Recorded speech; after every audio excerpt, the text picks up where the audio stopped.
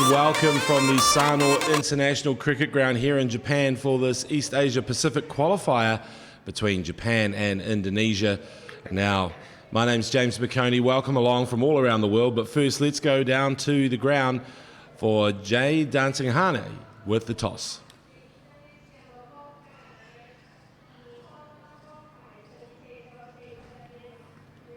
Welcome to day 2 of the East Asia Pacific Sub-Regional Qualifier B.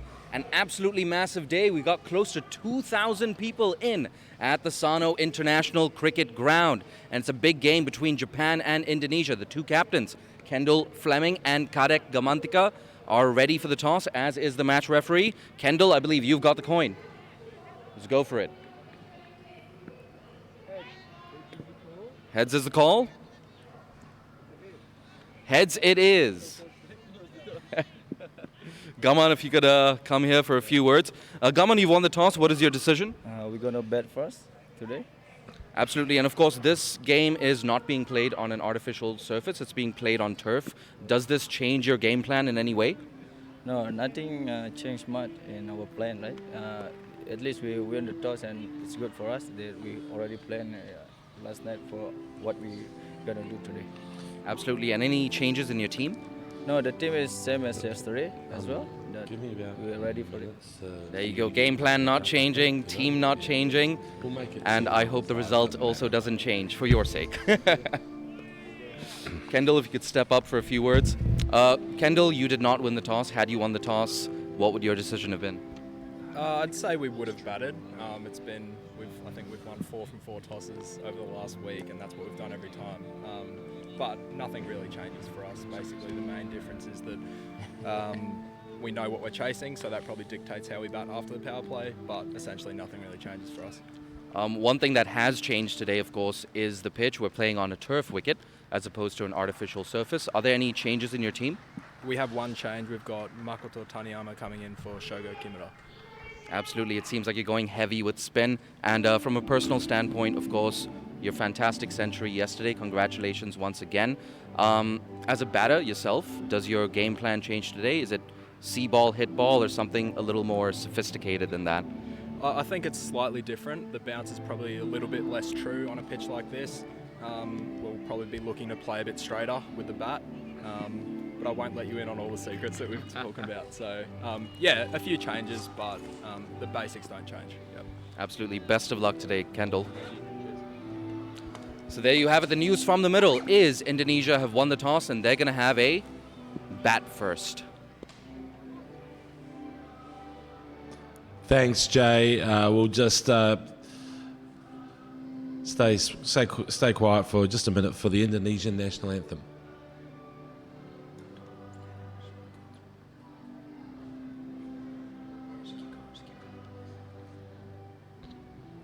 All right, so there's the Indonesian team. As you can see, there's the captain, Gamantika. He is chosen to bat. Beautiful conditions, about 23 degrees here in Sano, just an hour and a half north of Tokyo. And their team yesterday, they were led by an incredible innings from Paddy Survey with the bat, and he, I think, struck 61 in their victory over South Korea. Comprehensive victory. They lead the tournament on net run rate, but today we'll sort things out because Japan will get their chance. They've played a recent series in which Japan won 2-1, so a lot of intrigue around this game in particular. These are the two heavyweights of this tri-series. And yesterday we were graced by an incredible innings, scintillating ton of 40 balls from the captain there, who you just saw, Kendall Karawaki Fleming. He plays his Premier Cricket in Australia in Brisbane for the northern suburbs, but yesterday just teed off. He was on the artificial pitch, and yes, there were short boundaries. There was a 49-metre boundary at fine leg, but he was smashing them over mid-wicket. Today the boundary is a bit longer because we're back on the grass. As you can see with those that team there, Reo Sakurano Thomas, he's one to look for as well. Fast bowler, all-rounder. He'll be opening from one of these ends, I'd say. There will be a bit of turn from the Sano pitch, but there will be hopefully some bounce for the pace bowlers. The groundsman from Australia, Todd Luckhurst, has done an incredible job. And yes, Shogo Kimura, who you may have seen there on that team list, the former baseball pro, 42-year-old. Look for his rocket arm in the field to begin with. And he is another big hitter. They've got hitters all through that lineup, Japan. But Indonesia, no slouches at all. And it's just a perfect day for cricket. A little bit of cloud cover, but nice and warm here. And there's a festival of cricket. As you can see, there's so many people here in Sano. There's so many food trucks and caravans and tents, and I've tried some Japanese donuts, and I tell you what, Jay Dunsing honey, not too bad at all, in fact, as we see the Japan team with their last little huddle. Jay, welcome back from down at the ground. What do you make of it here? Mate, I tell you what, the Japan Cricket Association and the SICG are exceeding my already high expectations. I was expecting maybe 500, maybe up to 1,000 people. I think we've definitely got more than 1,000 people right now, and I'm hearing that more than 20,000 different people are scheduled to stream into this SICG ground. Fantastic venue and a fantastic, look at that, ooh, fantastic day, but I'm copping a lot of this sunshine right now. Yeah, there's a bit of heat out there, and the pitch has dried out significantly, and they've managed to extend the boundary to where it should be. Yesterday there was still a soggy outfield, and that resulted in that 49-metre boundary. So now it's down to what we'd say is the full-size Sano International Cricket Ground pitch and outfield, and we're back on grass, which is a great thing. And we also have several people here, a dignitary of some kind, a politician who had 10 security guards, which seemed a bit excessive for sleepy old Sano, and perhaps the safest country I've ever visited. So that's fine. Plenty of men in suits with earpieces, and they're welcome. Some of these locals, I think, will be a little bit shocked to see a game of cricket break out, because I've just been watching performances from the local schools, dancers. There was a recorder group, which my mum, who was a music teacher, she would have loved. And this is a really nice day for cricket and a great festival atmosphere as the umpires make their way onto the pitch. Yeah, absolutely. And a big storyline, of course, is this game is being played on a turf wicket, like you mentioned, as opposed to an artificial surface. And that probably explains why we see one change in that Japanese lineup. James, I hate to be the bearer of bad news, but your favorite, Shogo Kimura, is out of the 11.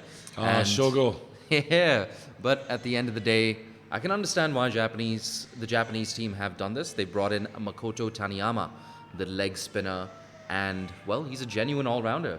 Opened for them back in 2018. Yeah, the Shane Warne of Japanese cricket, they call him, who's very disappointed to be left out yesterday. They said, look, it was just because of the nature of the ground, playing on an artificial pitch, that was going to do him no favours. And this genuine grass cricket pitch is going to offer something for the spinners. And it'll be intriguing. There's a good spin attack as well from Japan, Jay. Yeah, absolutely. They have all bases covered. They've got Makoto Taniyama, the leg spinner, Piyush Kambare, a left-arm spinner, and Ibi Takahashi, who often opens the bowling with his off-spin. Not to forget Sabarish Ravichandran, who's also a leg spinner. Yeah, well, we're just waiting for the Indonesian openers. They're in their change strip, the yellow strip.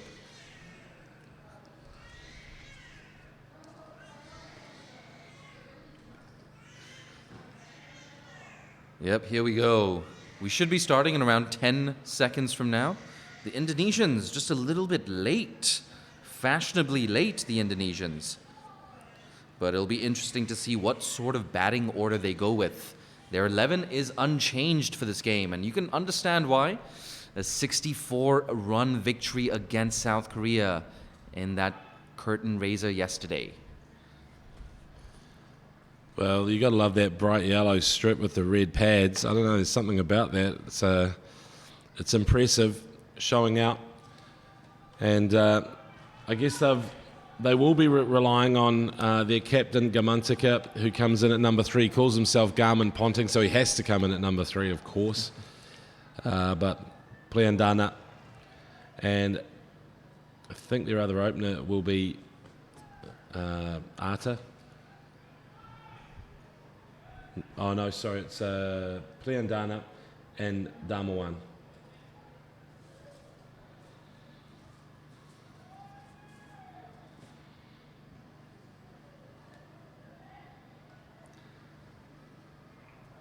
Bit of a delayed start.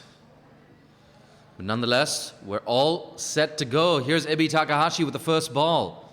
Right on the money, but it's tucked away to, well, square leg for a single. Yeah, there's a really good culture about this Japanese team. They've enjoyed being in camp here in Sano, staying at the same hotel as us, Jay, and I've been enjoying the sauna. I saw one of them wandering down the street in a robe, just feeling free and easy. It's a wonderful thing. There we go. One slip in position for Ibi Takahashi. That one just going on with the arm. Pushed into the cover region. Loud cheers as well from sections of the crowd. 1,000, maybe 1,500 people packed in right now at the SICG. We got people in the bleachers. And look at this, Ibi Takahashi ready to bowl that next ball. That's too far down leg. Lucky to get away with that one. Wow, they should have cashed in there, shouldn't they? That was short, it was wide. Just needed to rock back and get something on it. And we've got a short 49-meter boundary down there as well. They've moved that out. So you're right, absolutely right. Yesterday, the 49-meter boundary was easy pickings, but it's still shortish. On the leg side again, square leg does well. A good start here from Ibi Takahashi, keeping it nice and accurate. This is exactly what he's known for. Ibi Takahashi, more often than not, both for his club and for Japan now, tends to open the bowling. Look at that. Good control from the off spinner. Just one run off this over so far. Still have one ball left. Can he close things out? Plenty of hustle in the Japanese field. Takahashi, if he can keep it like this, will be absolutely stoked, and so will his captain. Of course, that captain, Kendall Karawaki Fleming, with an historic innings yesterday, 6th on the all-time list of fastest T20 international tons. Here we go. 5-4 leg side field. That is leg side, tucked down to fine leg for an easy single. And after the first over, Indonesia are 2 for no loss.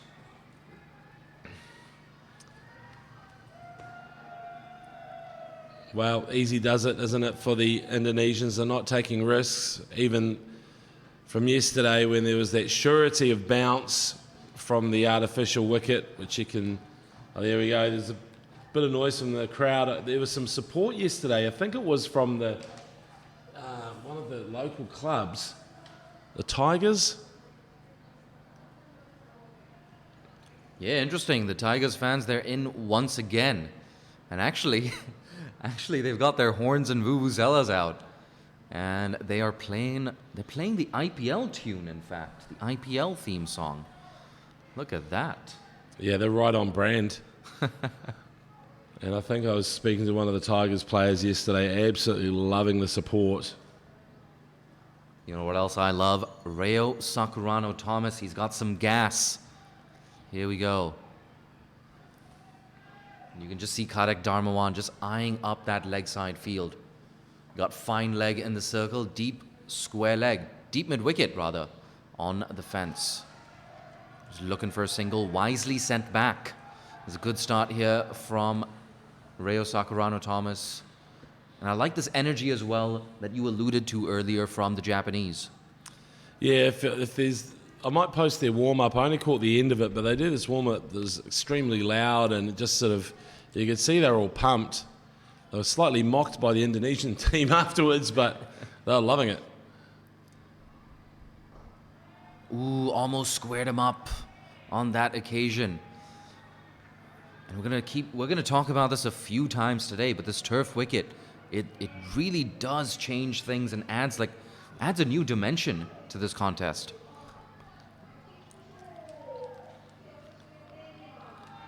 Yeah, it's not the smoothest wicket out there, but it'll provide a really fascinating contest. I mean, Gamantika didn't hesitate. He wanted to bat.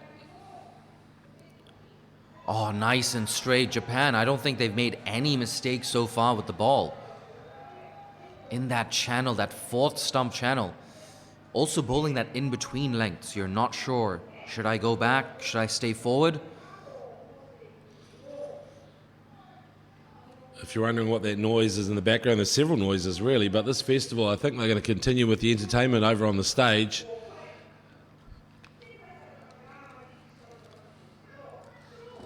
Indonesia still looking for their first boundary. That's down the ground. Oh, he gets a hand to it. And that ricochets past mid-off for just a single.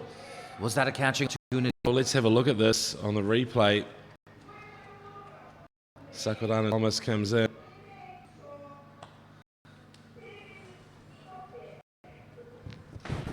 Well, our screen froze. I don't know you out there watching it, but I'm just going to go and have a talk to the technical people about what we can see. I have a feeling that carried. It can be hard to judge, especially from the distance that we are commentating at. I tell you what, it's a nice bird's eye view though from the commentary box. Pushed straight back to the bowler. Oh, overthrows. A little bit sloppy there from Sakurano Thomas. I have to say though, Japan's bowlers, they're putting the ball in exactly the right places, making no mistakes so far. Maybe just one tiny error with Ibi Takahashi drifting down the leg side in that first over. I tell you what, Ibi Takahashi, he was bowling to a 5-4 leg side field. So I'm actually going to take that back. I don't think Japan have made any mistakes so far. Last ball of the second over. Lets that go. Wow, interesting. I think he's bringing just enough heat to worry Damwon there, and I just think that he's just being watchful because Reo Sakurano Thomas on this natural pitch is giving him a few issues. There's a variation of bounce too, and I think that's probably why there was that sharp chance. I'll tell you what, if I was Japan, I'd be very, very tempted to introduce Piyush Kambare, the left-arm spinner, into the attack. Ibi Takahashi, not known as someone who gets a generous amount of spin. There's a very high arm action, as you see right now. He struck that well. Oh, I think that's gone down at mid-off. Who's that down there? Ah, it's Kohei Kubota. I think that was definitely a chance, a low chance. Look, yeah, I think he thought he could hold his ground and he needed to just decide what he was going to do, and he misjudged it. Oh, that's been cut away. Doesn't find the gap. A run-out chance. I think they were in. A nice early call. Even a direct hit would have seen these Indonesian batters make it home safely. Well, that drop chance is, as we see the shot at the stumps there. Just got stuck in the fielder's hand as well. Takahashi's still gutted about the drop catch, really, I think. Japan creating chances but not taking them. Oh, look at that. Ibi Takahashi. That one going on with the arm. I like this. I really like this. We have a deep mid-wicket and a long on in position. It's still a leg side dominant field here for the off spinner. Does not find the gap. That's a risky run. Oh, Kohei Kubota. I would have thrown to the non-striker's end. Yeah, so would I. I just think Kubota, again, he's rattled because he's dropped a catch and trying to overcompensate there. And, you know, he's only about 15 metres from those bowler's end stumps. And I tell you what, Kohei Kubota, he's not walking in with the bowler either. So he doesn't have that forward momentum to attack the ball. Oh, look at that. He was thinking about a big hit, a risky single again. That's been the story of the day so far. Risky singles and, well, 2 drop catches as well.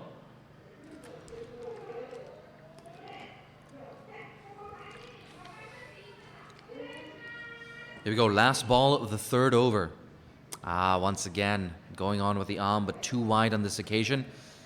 What do you think, James? Should Indonesia have gone after that one? At some point, they have to take a risk. Here we go. Agus Priyandana plays inside the line of that. A dot ball to close things out. It's 9 for no loss after 3. Yeah, another sort of over that, I guess, that you'd say Indonesia won that because of the drop catch.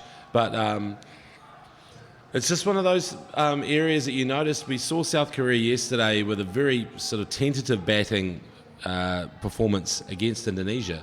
And then they came in and had to chase down about 218 from Japan, a mammoth total. And they got to 170, which is an impressive chase. But I think they changed just their entire mindset. They sent hitters up the order, threw caution to the wind a bit, and realised, this is T20 cricket. You kind of have to go down swinging at some point. And but Indonesia, no wickets down. They got 2 good batsmen out there, batters, and they'll be asking a bit more of them over the next few overs. Really, as Leo Sakurano Thomas comes in for. Oh no, is it Leo? No, it's a change in bowling. Change in bowling. Yeah. We got Kohei Kubota. Can he redeem himself? Oh, that's nice and quick. And under edge, lucky to not chop it onto his stumps there, Agus Priyandana. Well, Kubota had quite a good game yesterday, so this is actually not a bad idea, getting him back in the game and getting his confidence back. And a reminder, of course, Japan are playing in front of a large home crowd. More than 1,000 people packed into the SICG. Full. Still no boundaries for Indonesia. We've had 20 balls so far today. And James, if you're Indonesia right now, where are your scoring regions? How do you get a boundary? Well, it's through the covers. If you've got a nice cover drive, I know there was a really nice delivery from Kubota right up into the block hole, but there are the entire offside boundary. Down to mid-off, this should be an easy single. And then, of course, if you've got some mid-wicket game, you can, and through the onside there, if you've got yourself a nice lofted on drive a la Viv Richards, that's a perfect spot for you. And I actually can't see that fine leg boundary from where I am, so excuse me 1 second. Yeah, fine legs in the circle, actually. Yeah. So there you go. That's a ambitious appeal. And that's where I'd look. I think with fine leg up, you should be trying to get some of those runs where I call them low stress runs, where you're working the ball away and you can see exactly where you're going. And if it gets past that fielder, it's bonus. Only 1 run off this over so far, 2 balls left. Oh, look at I got that. him! Top of off, go ahead, Kubota. That's exactly where you want to be pitching the delivery. And Japan's bowlers rewarded for a near flawless display so far. Indonesia, the 10 for 1 with 1 ball left in the 4th over. Wow, he totally redeemed himself. Oh, Kubota comes in after dropping a catch, takes a key wicket there. And Priyandana has to wander off, trudge off with a pretty uneventful 4 from 8 balls. Maybe you could say he's blunted the attack, but right now Japan have plenty of weapons to throw at Indonesia. And Kubota, impressive. There we go. It looks like it's at the Tigers Club. We'll actually have to get confirmation. If you know, I think that's the support crew. They were there yesterday. I think they were playing a bit of Bob Marley as well.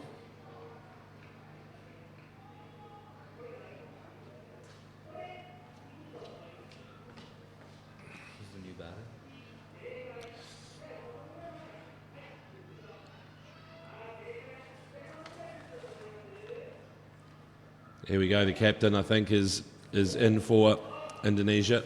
Here we go. Karak Gamantika on strike.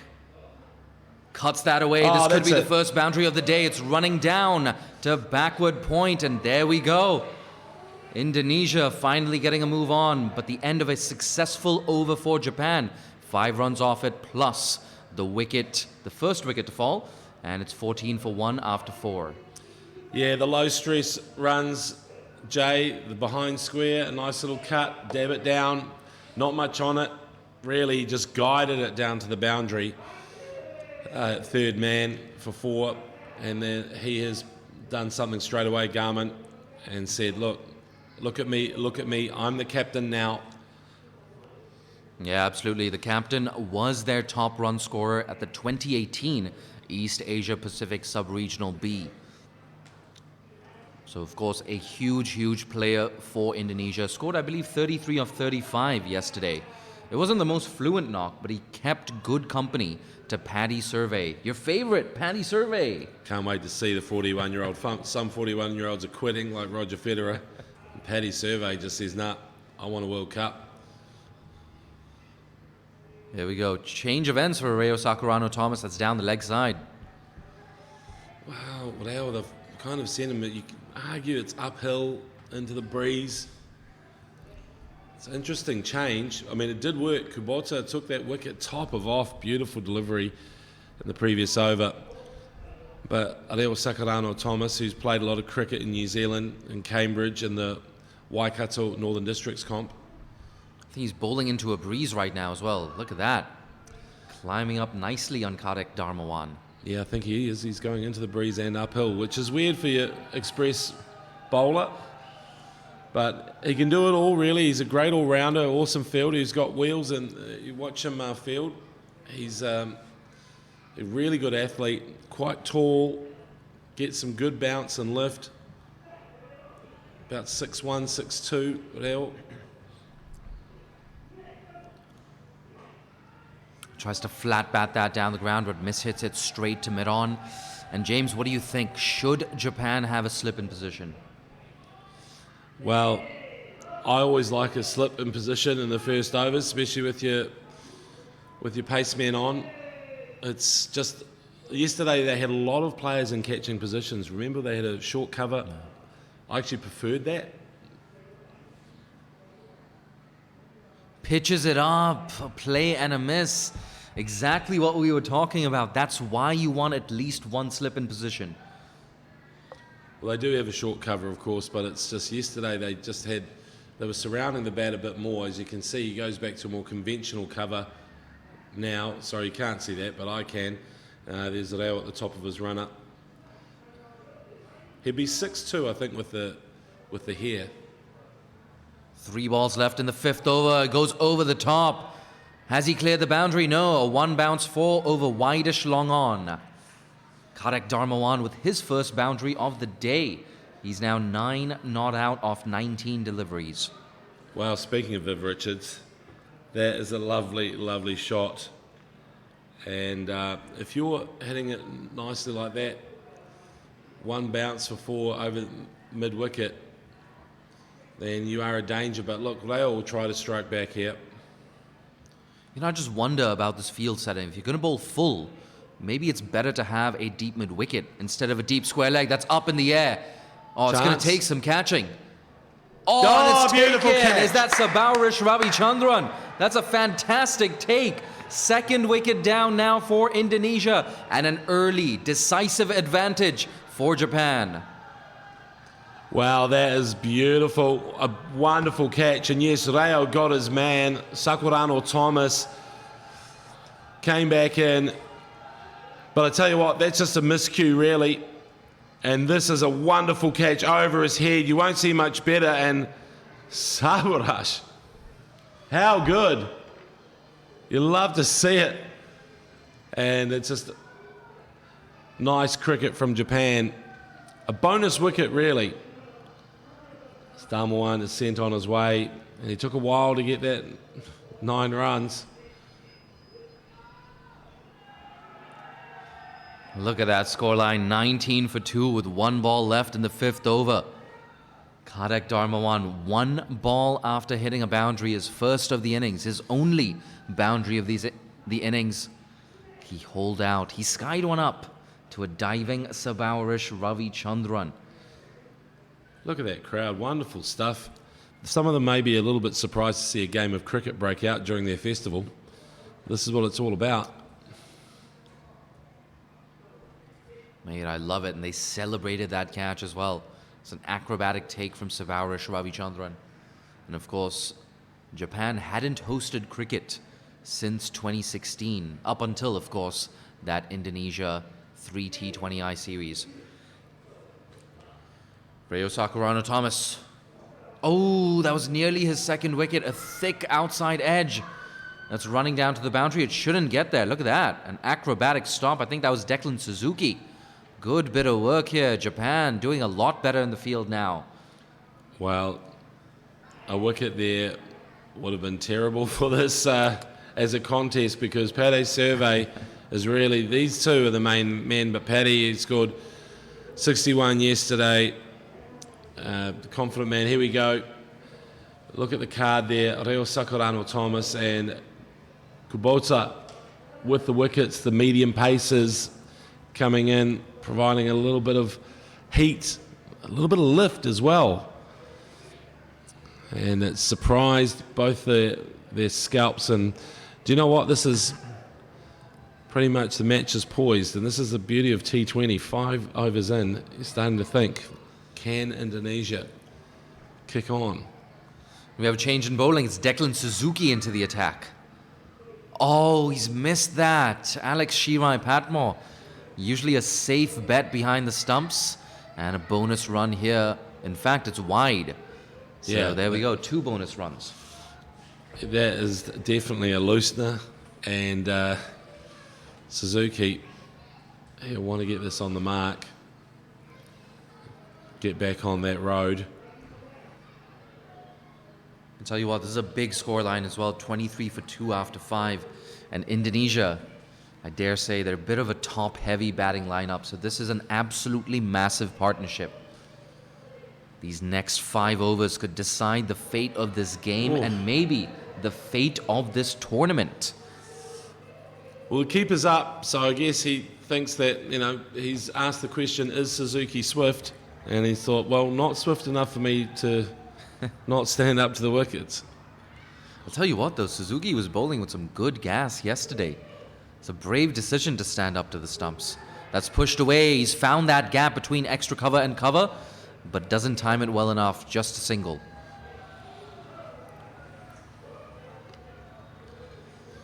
I think Suzuki might have been the one I saw in the bathrobe, wandering the streets of Sano. Maybe. There we go. 4 deliveries left in the power play. Ooh, I tell you what, could have chopped that onto his stumps.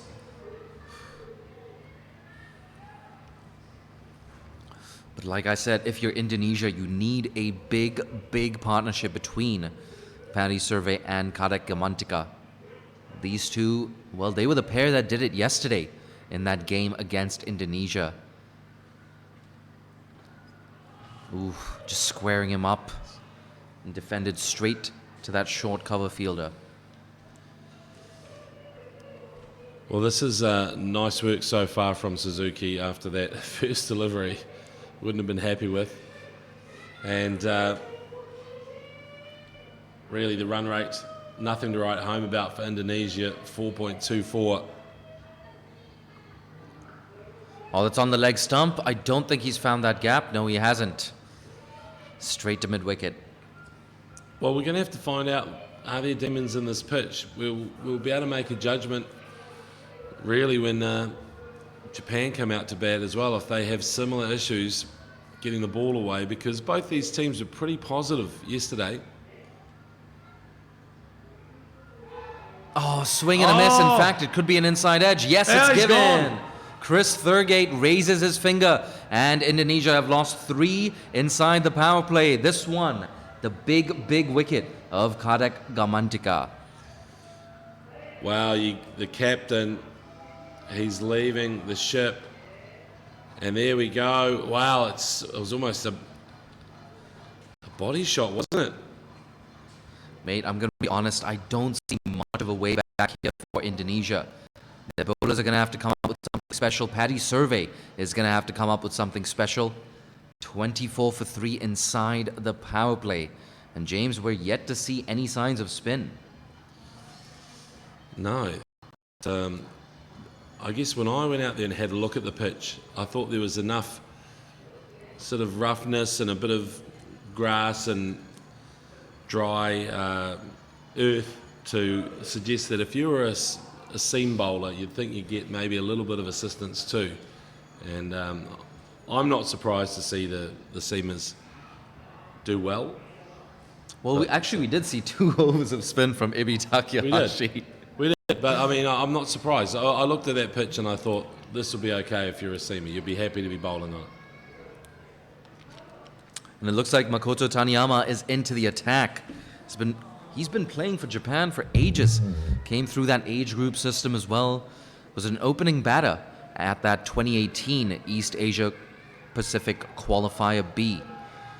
He's likely to come in at around number 8 or number 9 today, which just goes to show how much depth Japan have in that, well, slightly scary batting lineup.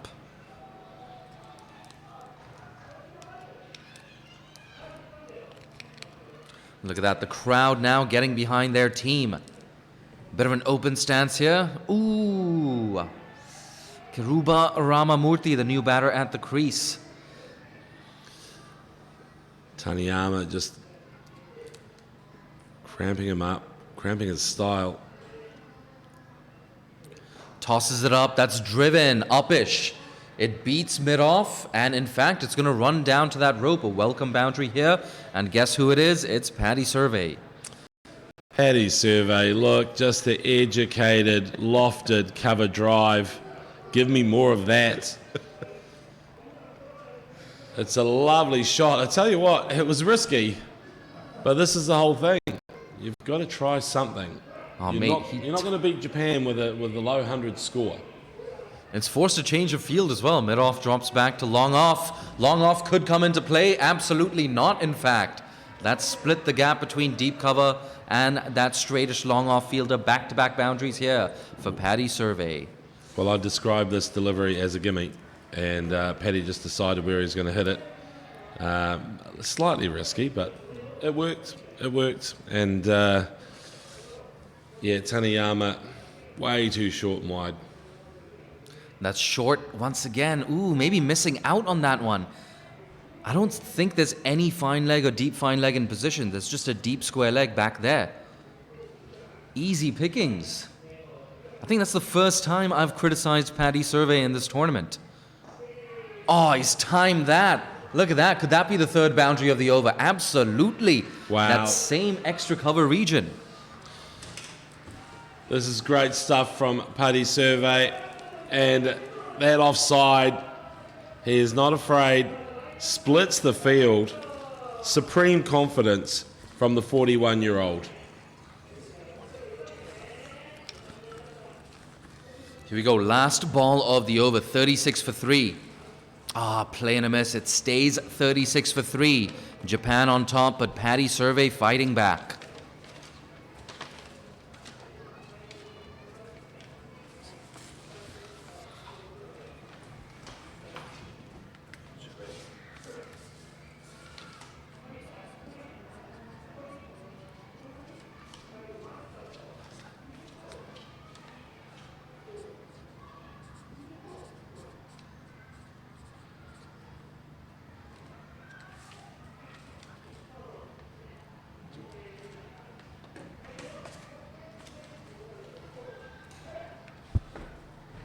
All right, well, we're very lucky to be joined in the commentary box by the Indonesian cricket team manager, Afi Panigono, and it's great to have you, Afi. Thanks for joining us. Thank you. So tell us about this team and how they've been coping, I guess, in recent times to get to this tournament. Yeah, I mean, it's been a while the last time since we played this kind of level. With the COVID pandemic hits, I think the last tournament we've had for this men's team is on 2018. So it's been a long time that they've been, just waiting for it to happen. But we're glad that we're finally here. It happened, and we're halfway of the tournament now. So it's a good thing. Yeah, it is a good thing. And in fact, I enjoyed watching you guys play yesterday as Suzuki comes in. That one's just played and missed on the outside off. So, Afi, I understand it's quite tough for you guys to get together as a team, and there's some epic journeys taken in the archipelago of the great archipelago of Indonesia. Tell me a bit about that. Yeah, so basically our team is comprised of a lot of people from out of islands, Jakarta Islands. We've got people from Bali Island, we've got people from West Java, North Sumatra, and we've got people from West Sumatra. And this particular person, Maxi Koda, he lives in NTT, Nusa Tenggara Timur, or East Nusa Tenggara, where he's actually live 16-hour boat ride to the main island. So he had to go 16-hour boat ride to the main island, then catch a flight to go to Bali to train. So it's a long journey for him, yeah, definitely. Nice. Suzuki causing a few problems out there just off the short run up, but he's starting to dig it in and he's getting a little bit of lift, a little bit of movement. So Maxi Koda, he's your fast bowler, I think, isn't he? Correct. And open for yesterday's match against Korea. yeah, I love to see him bowl. He had a really nice game yesterday. So that's amazing. 16 hours to what? Get to his to the main island. To the main island. But yeah, to cricket. Basically, he had to train in the main island, which is in Kupang. So from his house to Kupang, it needs 16-hour boat ride. So yeah, it's crazy. And any other interesting stories? Paddy Survey, who's out there batting, 41 years of age. Yes. Can you tell me a bit about him? So Paddy, we have this domestic league in Jakarta where all of our athletes plays there, Jakarta-based players, and it's helped by expat communities with Indian, Australian communities getting together to have a league. We have 2 divisions in that league with 8 teams each. So Paddy's just one of the star in that league. And we tell him that we're interested. He's interested to come to play with us, and he's been really good with the team now. Well, he's That good still shot, amazing, isn't he? As we see that ball played down to fine leg just for the single now. And your captain, Gamantika, calls himself Garmin Ponting. Is Australian cricket quite a big influence on your team? Yeah, especially in Bali. So Gaman come from Bali. As you know, Bali is actually Australia's second country. Yeah. We've got a lot of tourists there, and a lot of Australians actually play cricket in there as well. So yeah, it's a huge influence in Bali in terms of inspiring our players to play like their heroes or their star. Yeah, I noticed there's 8 players, I think, from Bali. Correct.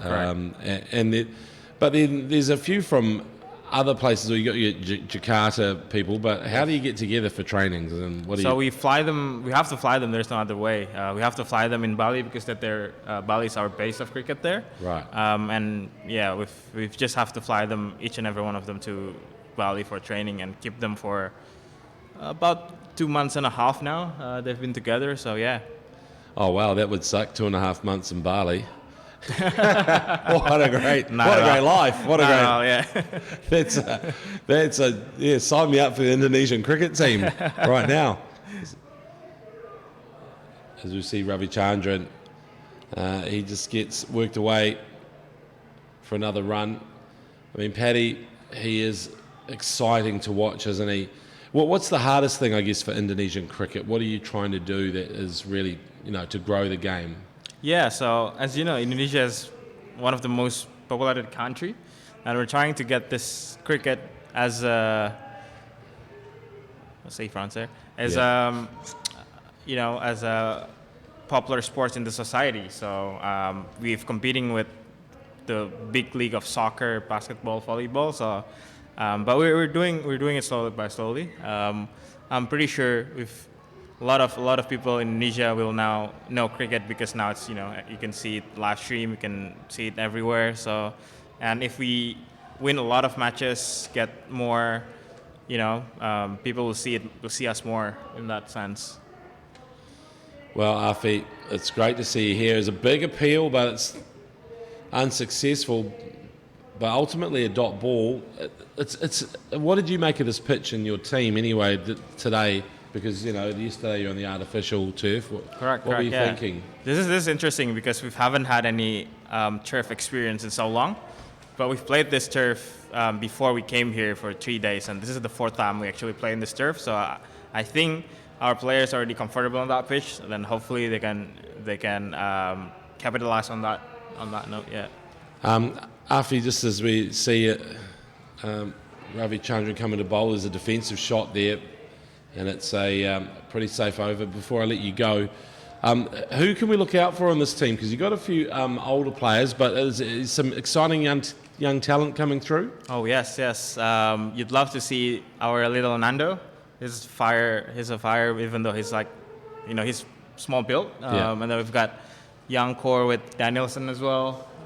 He's second generation cricketer. He know cricket from his father, Sonny Hawa, which is our development manager now. And yeah, we've got pretty much young talent here, and keep developing, and maybe we'll see how far we got at the end of this year. Excellent. Well, hey, congratulations on getting the team together and performing very well yesterday for that win.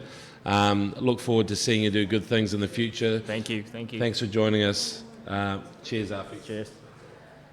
There he is, the Indonesian cricket manager, Afi Panigono. That's another single there for Indonesia. Easy does it. I guess at this stage, 41 for 3. In the 9th over, they are going to have to go ballistic in the second part of this. Afi knows that he's going down there to give them a rev up. Even though he seemed mild-mannered, I'm sure he can go down there and inspire them. It's up to Paddy, I think, and he is facing right now. Yeah, absolutely. Paddy Survey. Ooh, look, a play and a miss. Paddy Survey, 16 not out of 12 deliveries. I gotta say, Paddy Survey, he's dealing in boundaries. That certainly seems to be his MO. Fantastic innings of 61 yesterday. It would have been the innings of the day had it not been for Kendall Fleming's scintillating century, the 5th fastest T20I century in men's cricket. But for now, Indonesia, they're making a mini recovery here, 41 for 3. We have 4 deliveries left in the 10th over. And tell you what, another wicket right now, and Japan are going to be well on top. Well, if they aren't already, that's pushed into the cover region. And a simple single. Kiruba Ramamurthy now on strike, batting on 4 not out of 11 deliveries. And I gotta say, Declan Suzuki, look at those figures. He had a great day yesterday with the ball, missed out with the bat. But doing it once again for Japan. Big shot, where's that gone? Into the cover region, it's just a single. Well, I'd really like to thank, first of all, we had Afi Panigoro, the Indonesian manager, but also the Indonesian batsman for just keeping things nice and simple and getting the odd single while you have an interview mid-innings. You're sort of thinking, when are we going to interrupt the guy for all the excitement of a boundary or a wicket? But no, nothing happened. It was like he was a cricket whisperer. Made sure the game just ticked over. But Indonesia won't be happy with that. They need something to happen. And they need to explode at some point. Guided away to backward point. Yet another quick single. It's important you do that. If the boundaries are not coming, just limit the number of dot balls. That's the thing. If it is tough conditions out there, then look, they're getting to a point where they're comfortable. Paddy Survey still with a pretty good run rate. He's at the non-striker's end as Suzuki comes in. No single this time. And at the halfway stage, Japan are still on top of this game. Indonesia struggling, 44 for 3.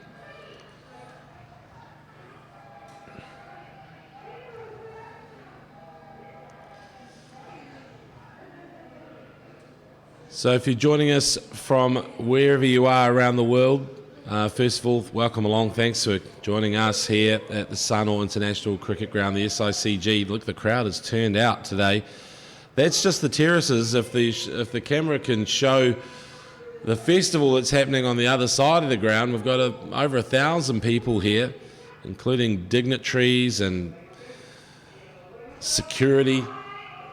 We've got Japanese donuts, which I really enjoyed. It reminded me of a Pearl Jam song. Are you familiar with Pearl Jam, Jay? I've definitely heard of them. I'm not going to lie, when you said jam, oh my God, started feeling hungry. Actually, you're right. These donuts probably were a bit dry. They needed some jam, but I thought of Japanese donuts, which is I love that you're calling them donuts, mate. They're egg rolls. are they egg rolls? Yeah, they're egg rolls, mate. Japanese donuts. Well, look, have a look at this. To me, mate, you're gonna give is me this an egg roll? that's an egg roll, mate. Okay, Yeah. great. Thanks for offering me some, mate. Oh, played a miss, in he's- fact. Oh, and he's gone. Yeah, that's clip the stumps, in fact. As Jay tucks into a Japanese egg roll. I prefer calling them donuts just because of the song reference. But Kamamorti, I can't actually remember him batting yesterday. Did he play yesterday, Kamamorti? If he did, it was a brief stay. Yeah, no, absolutely. Karuba Ramamurthy, he did bat yesterday. And I don't think clearly wasn't a very memorable innings. I don't think he scored too many runs. That innings yesterday for Indonesia was dominated by Paddy Survey and Gamantika. Paddy Survey's still out there, that's a good thing. Batting on 19 not out of 15. Gamantika, however, hit his first boundary for 4 and departed soon after. That was a big wicket. The wicket of Gamantika.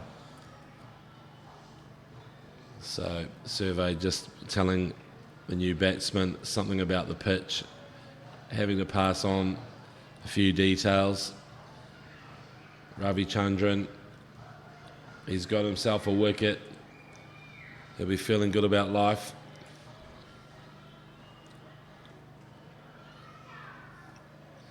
So Bowrish Ravichandran, figures of 1 for 4 in 1.3 overs, tosses it up. And look at that, York the batsman. Wow, Ravi Chandran's just enjoying this game, isn't he? Wasn't that the great catch he took as well? He saw Ravi Chandran. Mate, that was brilliant. Running back, had to stretch for it as well. Sabarish Ravichandran. He's in the game. He's lively. He'll be happy with this.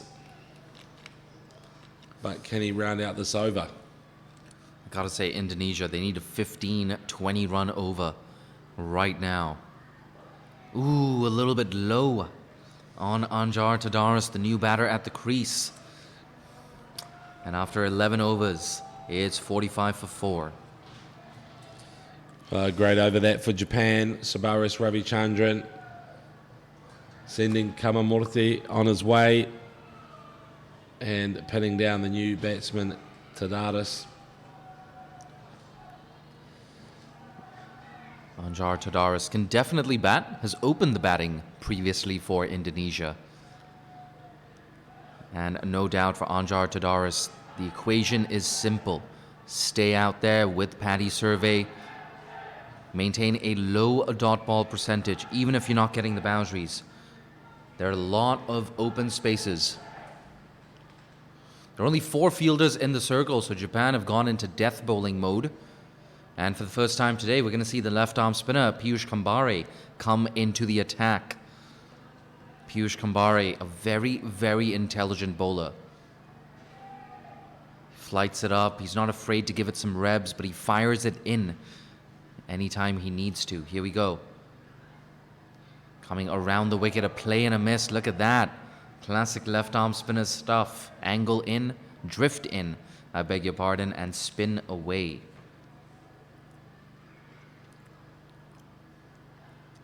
That's shorter, quicker, and stays a little bit low as well.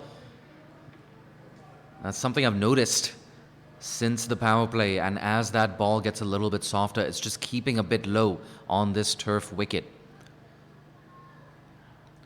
Fired in, and he finds a gap. Ooh, a bit of a misfield there. Looks like Kendall Kadawaki Fleming, the skipper.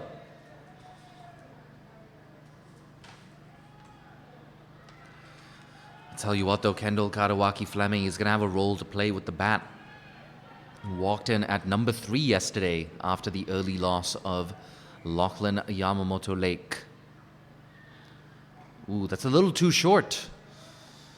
And I just wonder, Anjar Tadaris onto that a little bit late. It was fired in as well.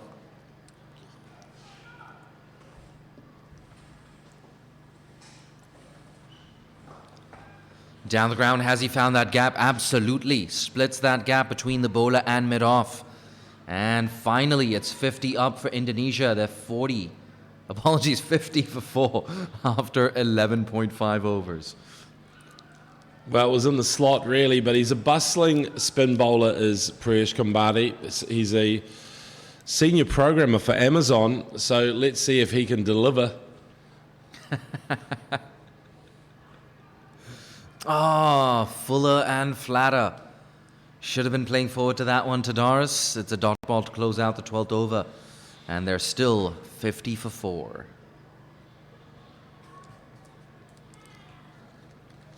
Well, somebody's got to decide that it's time to launch. It's got to be Paddy Survey, for my money. He's the man yesterday, 61 runs against South Korea, man of the match performance. So at this stage, it's a pedestrian innings, 50 for 4 off 12. Look at that crowd, James. Wow. Well, they'll be loving seeing their team on top. And just looking at those 50 runs, just remember we had a batsman, the captain of Japan, score 100 off 40 balls yesterday. Down the ground, a bit of a misfield there from Sabarish Ravichandran. And Ibi Takahashi does the cleaning up. It's just a single. Yeah, Kendall Karawaki Fleming, the captain, who's looks he's fielding at point there, plays out of Brisbane for Northern Suburbs.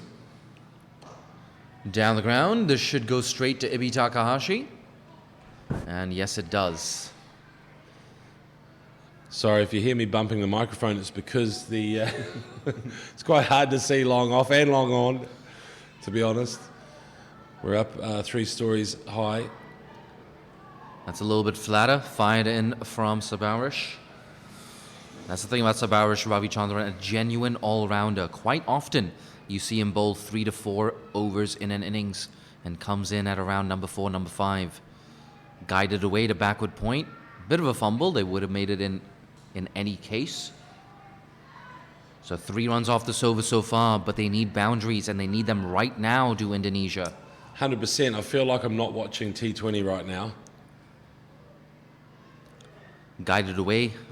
Another dot ball. The frustration continuing to grow for Survey and Tadaris. I tell you what, it was a lightning quick start for Paddy Survey, but he's slowing down. 22 off 21. He's at the non-striker's end. Tadaris on strike for the last ball. He goes leg side. Does he go all the way? Absolutely. That one clears deep mid-wicket.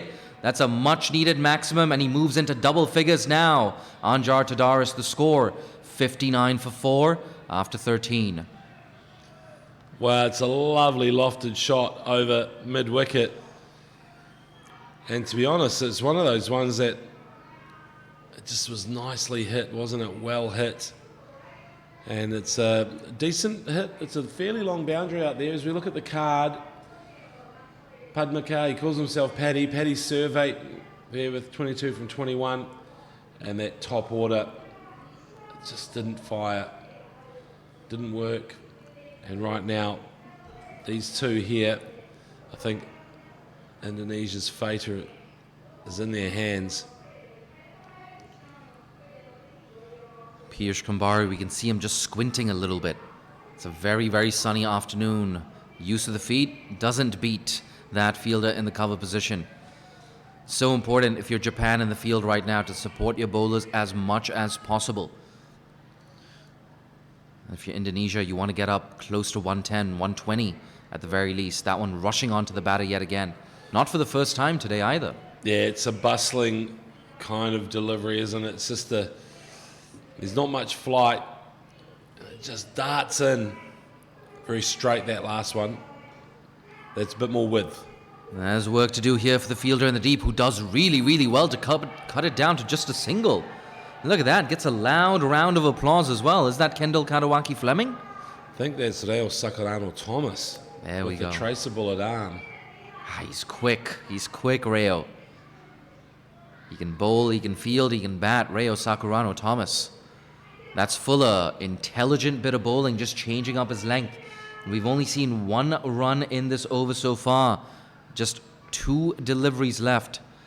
So important, this from Piyush Kambari. A 6 of the final ball of the last over. Guided away, doesn't find the gap. I tell you what, it's a 5-4 leg side field. And on 2 occasions, Piyush Kambari has given the Indonesians some width. But these Indonesian batters unable to find the gap. Apologies, it's a 5-4 offside field. But still, there were vacant gaps to exploit. They're unable to exploit those gaps. Just 1 run off the over. Well done, Piyush Kambari. 60 for 4, 6 overs left. Okay, 6 overs left. Now they've really got to start swinging. You've got to go down swinging now. This is T20 cricket, and 1 run off that over. I know you really, to be honest, one of them has to. I'd probably prefer Tadaris to do it, really, if Paddy wants to, stick around Paddy's survey to the end. But this is where you launch. You've got 6 overs, 36 deliveries. Most of them, if you're Indonesia, half of those need to go to the boundary right now. Sabarish into his very last over, kicks things off with a dot ball. An interesting move as well to persist with Sabarish Ravichandran after he was carded over deep mid-wicket. Oh, tosses it up nice and wide. If he missed that, he would have been stumped. It goes into that extra cover region, and they come back for 2.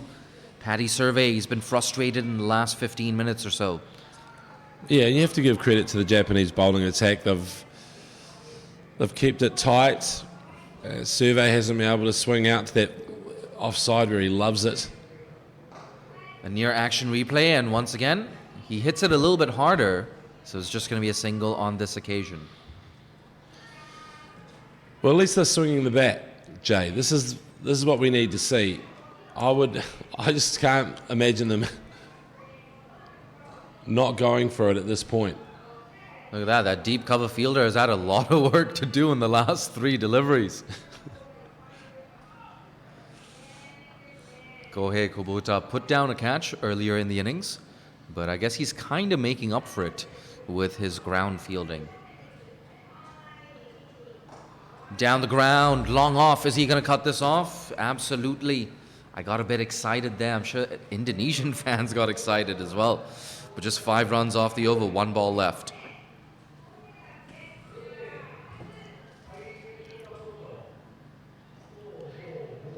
Oh, that's in the end. It's taken by backward point.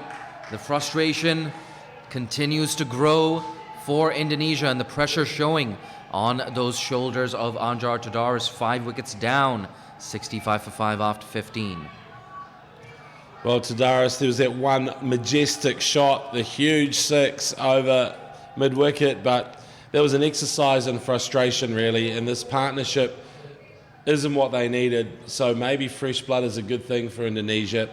They haven't really swung the bat decisively enough, and even that shot, if you're skying one out, almost a dolly of a catch to point, then maybe it's time just to go away and have a think about your T20 game.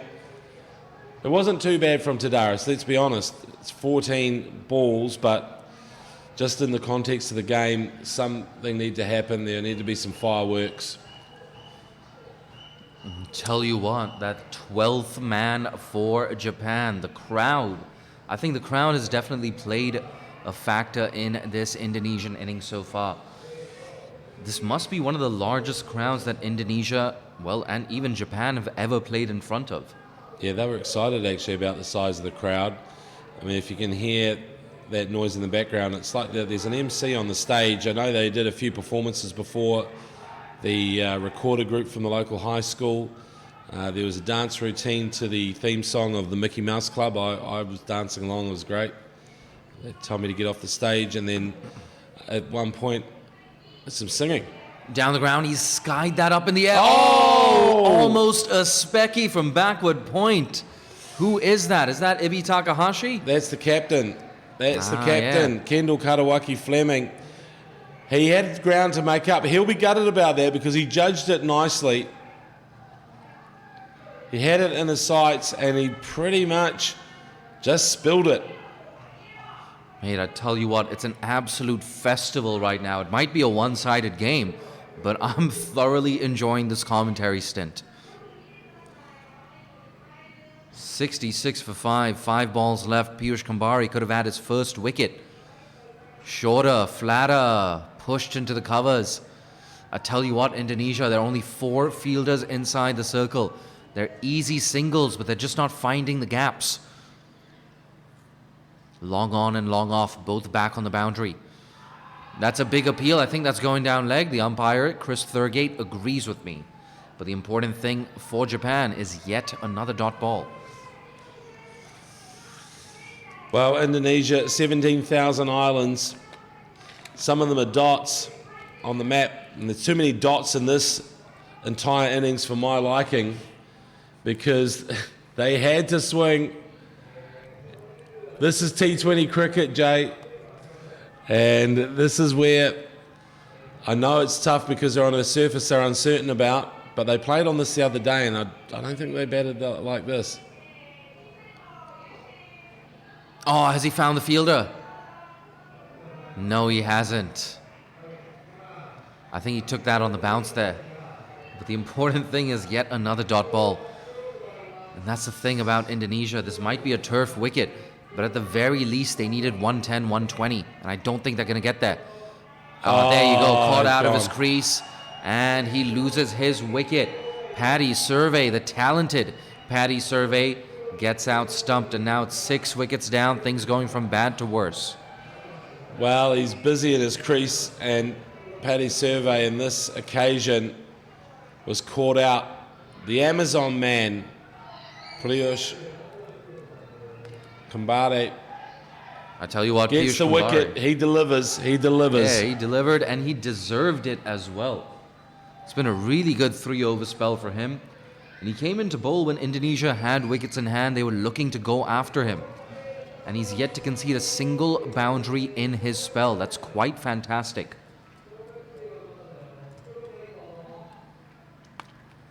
It was a rough power play for Indonesia. They were 24 for 3 at the end of the power play. And this post-power play period, well, it's not been much better for them. Just 4 overs left now. I tell you what, 8 runs and over will take them to exactly 99. 10 runs and over will take them to 107. But they probably need at least 11, maybe 12 runs and over to push something in the region of 110, 120. And I tell you what, they get 110, 120 with runs on the board. Ooh, it's not going to be easy for Japan. Yeah, there are a few demons in that pitch. I think they can exploit them. There's a good spin attack from Indonesia. Maxi Koda, who has to travel 16 hours by boat just to get to practice in his part of Indonesia. He's a good fast bowler. Kohei Kabuta into the attack, a leg stump half volley, which is pushed into mid-wicket for just a single. That can happen when you only have 4 wickets in hand. And the new batter at the crease, he's off the mark, Danielson Howell. Apologies, Ahmad Ramdoni. No, yeah, there we go. Danielson Howell off the mark. Getting confused between these two batters. New batters keep walking to the crease. Down the track. Oh, he misses it. A frustrating last 10 to 15 minutes for Indonesia. It looked like maybe they had a chance of posting something in the region of 110. But the chances of that happening looking slimmer and slimmer with each passing dot ball. Just 22 balls left in their 20-over allotment. That's if they bat them out. Down the track, a confident shot, and he splits that gap between mid-off and the cover region. A welcome boundary, the first boundary for Danielson Howell. Well, it's the first boundary in a while. A nice lofted swat over cover. And really need to just keep going here. Yeah, Danielson Howell, more affectionately known as Sunny Howell, a second-generation cricketer for Indonesia. Look at that. Has that gone all the way? We're going to wait for the signal from the umpire. Oh, yeah. Absolutely. Arms up. And that's a maximum over deep mid-wicket for Sunny Howell. Howell just leaning back and dispatching it over cow corner. And the people down at square leg on the boundary, they were lucky it actually cleared the terraces. Leo Sakorano Thomas has to go and fetch it. I tell you what, 110, it's back on. 11 runs off the over, the best over of the innings. And we still have 2 deliveries left. Can he get away another boundary? Kohei Kubota, pressure. Down the track, does well. Ooh, a run-out chance. Oh, that throw was a little bit too wide. I gotta give credit where credit is due, though. Alex Shirai Patmore, that was an acrobatic take. Shirai Patmore, this is nice keeping because you expect a pretty good throw, and it's up there. It's really good work. Wow. You don't see a lot of keepers do that. Let's be honest, that's one part of the game where I think he was in mid-air when he threw that back onto the stumps. Oh, got him, gone. There you go. Alex Shirai Patmore was actually wondering where that delivery went. Took him a while to figure out that Sunny Howell had been bowled. A bright and breezy 10 off 5 deliveries. But Indonesia only have 3 wickets in hand. They're 78 for 7 after 17. Wow, that's nice from Kubota. What a comeback. Middle stump. Get out of here. Do you know what? Earlier in the over, we saw him dispatched over cover. Then he was pulled over square leg, the tractor pull, as I like to call it, with Kubota. And he said, enough of that. Those 11 runs, I'm going to chuck a wicket in and put the Indonesians in further trouble. 78 for 7. I'll tell you what, Japan have only taken 62 minutes to bowl 17 overs. That's incredible. It's rapid. The spinners, especially the Amazon man who did deliver, he was the man who, Kumbari, just turns around at the top of his run-up, scoots in. He likes to keep the tempo up. He likes to hurry the batsman. And I think those overs in particular just flew by.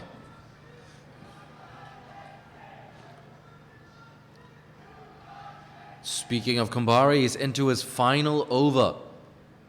Indonesia, they need maximums. That's pushed into the cover region. They're thinking about 2.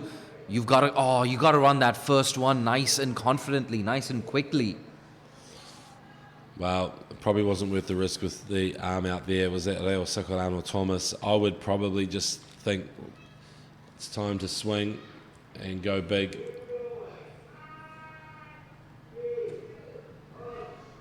Yeah, we got a straightish mid-wicket. Apologies, a straightish deep mid-wicket and a long on in position. We also have, of course, a deep square leg in position. We got mid-wicket in the circle, so if you go leg side, you got to clear the ropes. Well done, Piyush Kumbari. Look at that, he's bowled 20 deliveries in this innings. He's conceded a grand total of 0 boundaries. Yeah, just 9 runs off those overs. And he deserves this 4th over, really. Oh, beats the bat. The umpire's unmoved. Marginal there. Getting back just in time there. Eddie Artavan, he's going to have a role to play with the ball, but does he have enough runs to defend? 15 balls left in this innings. Indonesia, can you get up to at least 100? That's flatter. Nice high elbow. Ooh, long off chooses not to go for the catch, and I think a wise decision as well.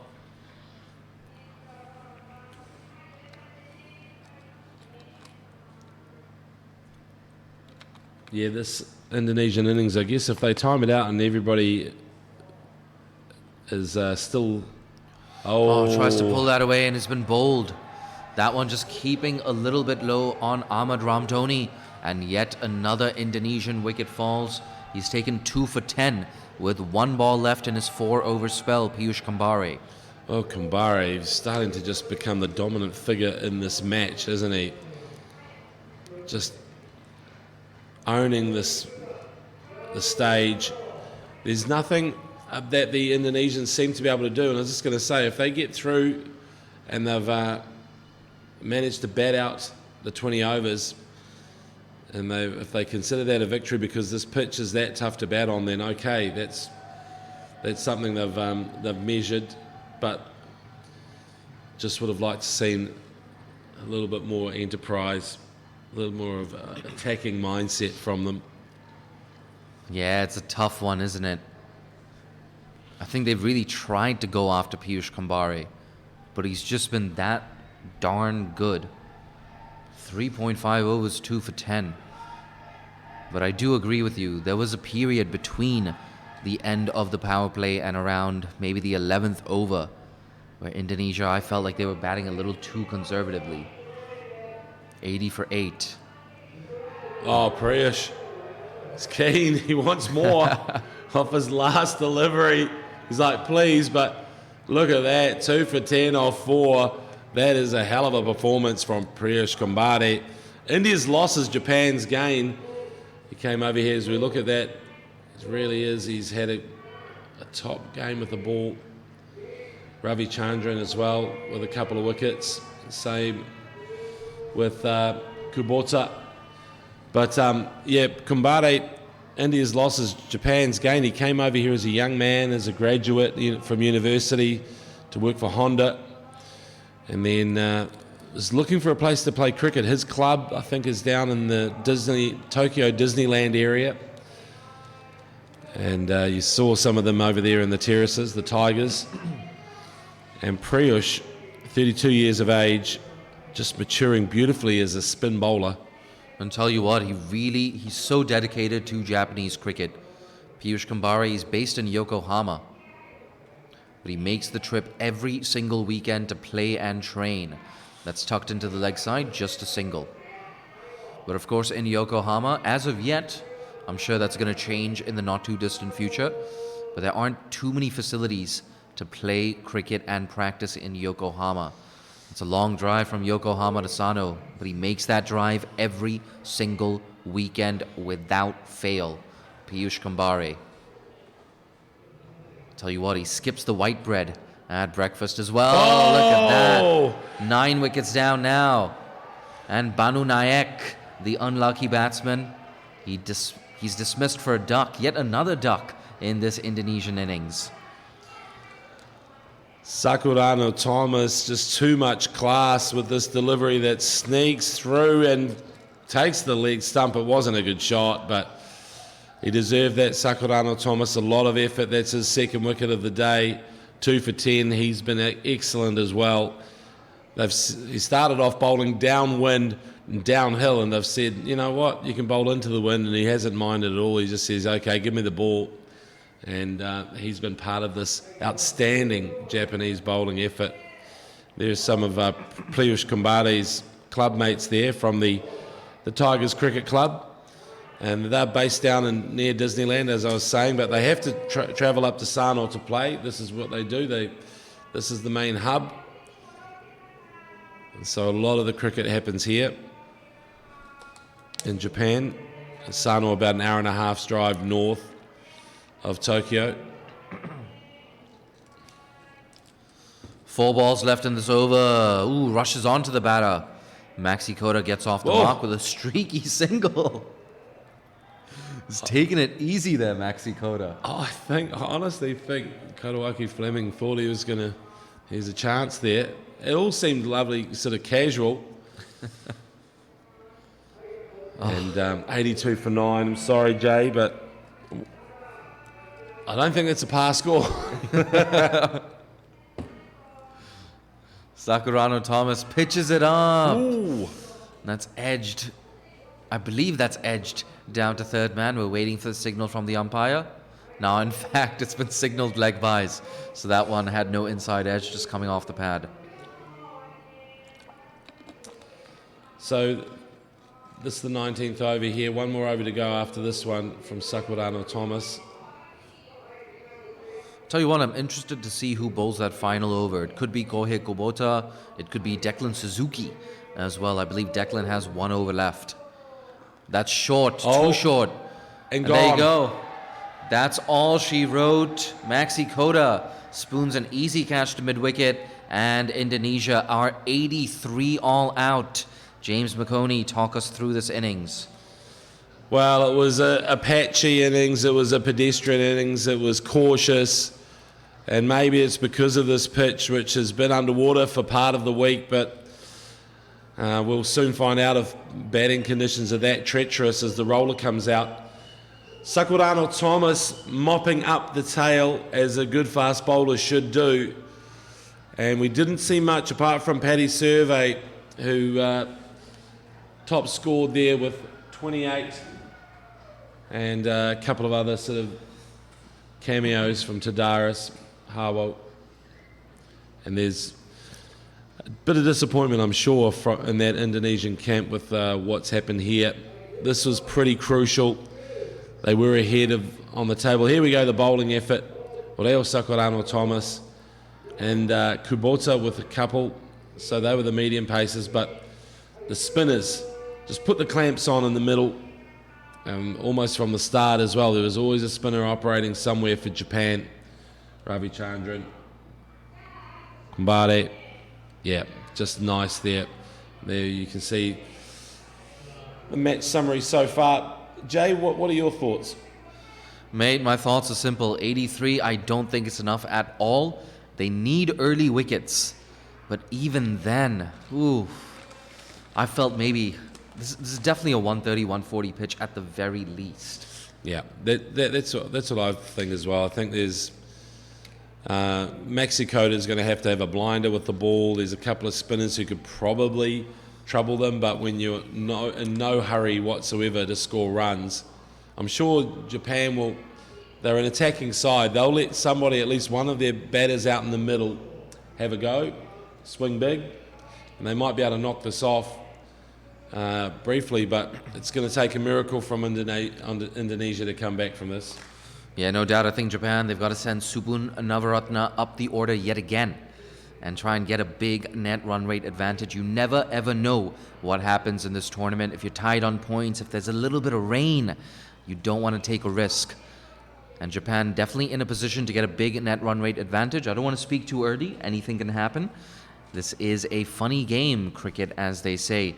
In any case, I'm your commentator for the day, Jay Dansaghani, one of two commentators, of course. You can always follow me on Twitter at Jay Dansaghani. And it's been a pleasure being joined by James McConey. Don't go too far. We'll be back with you in around 8 or 9 minutes for the second half of this game.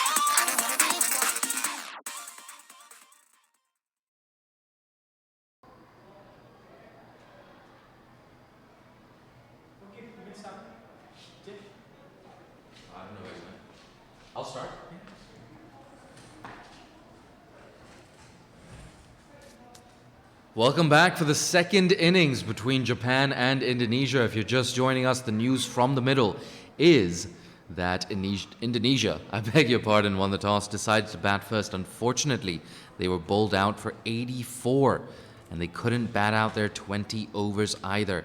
So a very simple equation here for Japan. 85 runs to win. James McConey, what do you make of that first innings? Hey, thanks, Jay. Pretty much not enough.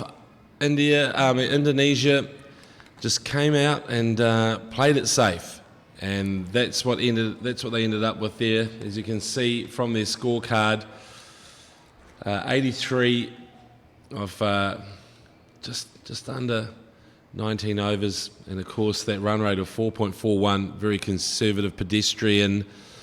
And I know Indonesia is the largest archipelago in the world, but they really needed to archipelago for it and swing the bat. Look at that. The king of puns, James McConey.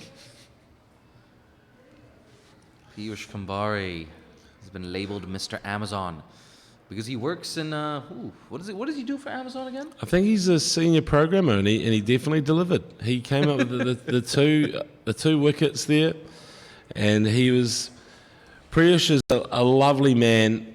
Came here just as a university graduate from India. He's recruited by Honda. Ended up now with Amazon, and he showed today, I think, just how dangerous he can be.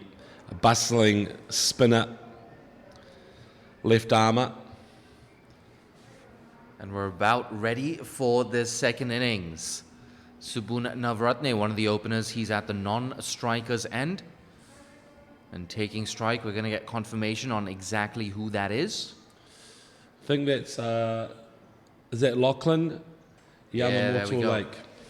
Lockie Yamamoto Lake, one of many Japanese players with Japanese heritage, but experience of playing in full member countries. But of course, selection in this Japanese squad is not just about who scores the most runs and takes the most wickets. It's also about who is most involved in Japanese cricket and committed to, of course, growing the game across Japan.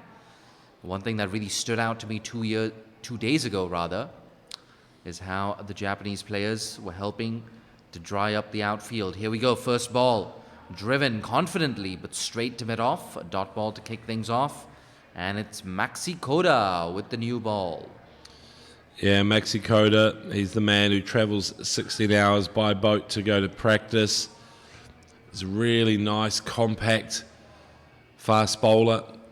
And maybe he can extract something out of this wicket. It's interesting, the sun goes down quite early here in Japan, so the theory is that it gets a little bit harder to face the quicks, but at this stage it's still a bright day. Oh, big appeal, this could be the first wicket. Oh, Chris Thurgate is unmoved. Indonesia, they were getting excited about that, and I can see why. It was a close call. Wow, let's look at this. This replay, Koda right on the money. Oh, I can't actually, I think we missed that replay. Mate, I tell you what, that sun is straight in my eyes right now. Maxi Koda, he's got his tail up on the money yet again. He's got some pace, he's got some energy, and he's got that accuracy as well, Maxi Koda. I wonder if we can see that replay. They might have queued it up from the LBW shout. Umpire Chris Thurgate said no. He's based here in Japan, I think, with the Chiba club. I tell you what, Chris Thurgate doesn't make too many mistakes. He was right on the money yesterday with his umpiring. You got to give credit where credit is due. No runs off this over. We're halfway through the first over. Oh, look at that. I jinxed him. That's a little bit too wide. Chris Thurgate gets some exercise, and Japan get their first runs on the board.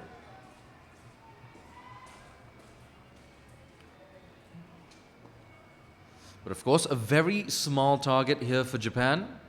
Just 84 runs needed to register their second victory of the competition. And of course, they hammered 218 for 8 yesterday against South Korea. It was an innings highlighted by a scintillating century from Kendall Kadawaki Fleming.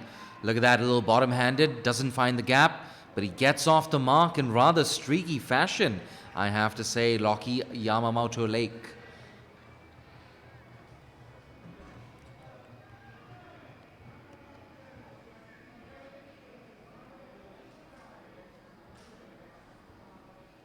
And that brings Supun Navratna on to strike for the first time in this innings. It's a hard-hitting batter, Supun Navratne. I tell you what, he's a gym rat as well. By far, the most muscular player on show in this tournament.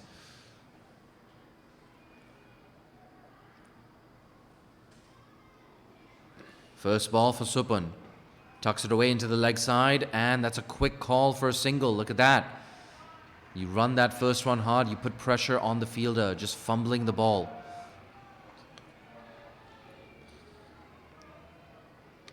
So that's the end of the first over. We might be able to have a look at that replay of that LBW shout from Maxi Coda. And he came, this is about the third ball in, and oh, that is tough. Maybe a little bit high. I don't think it was too far off. Oh, he goes big. He goes over mid-on. Does he go all the way? No. One bounce four. Loki Yamamoto Lake missed out yesterday. Doesn't miss out on this occasion. 7 for no loss after 1.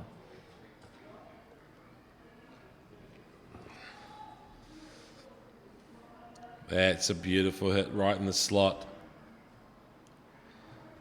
Yamamoto Lake almost sends it over the road there. I tell you what, we could be in for some fireworks. Supun Navratna, he's not going to pull any punches. He's going to keep going after this bowling. That's exactly what he's been sent up the order to do. And Supun Navratna, if he gets hold of one, it could travel the distance.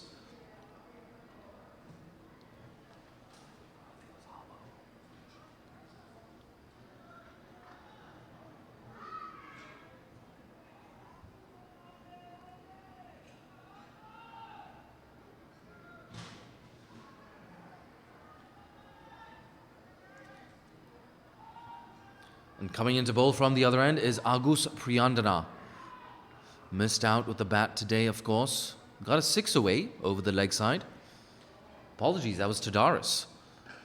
Oh, that's skied up in the air. This should be out. He's running back.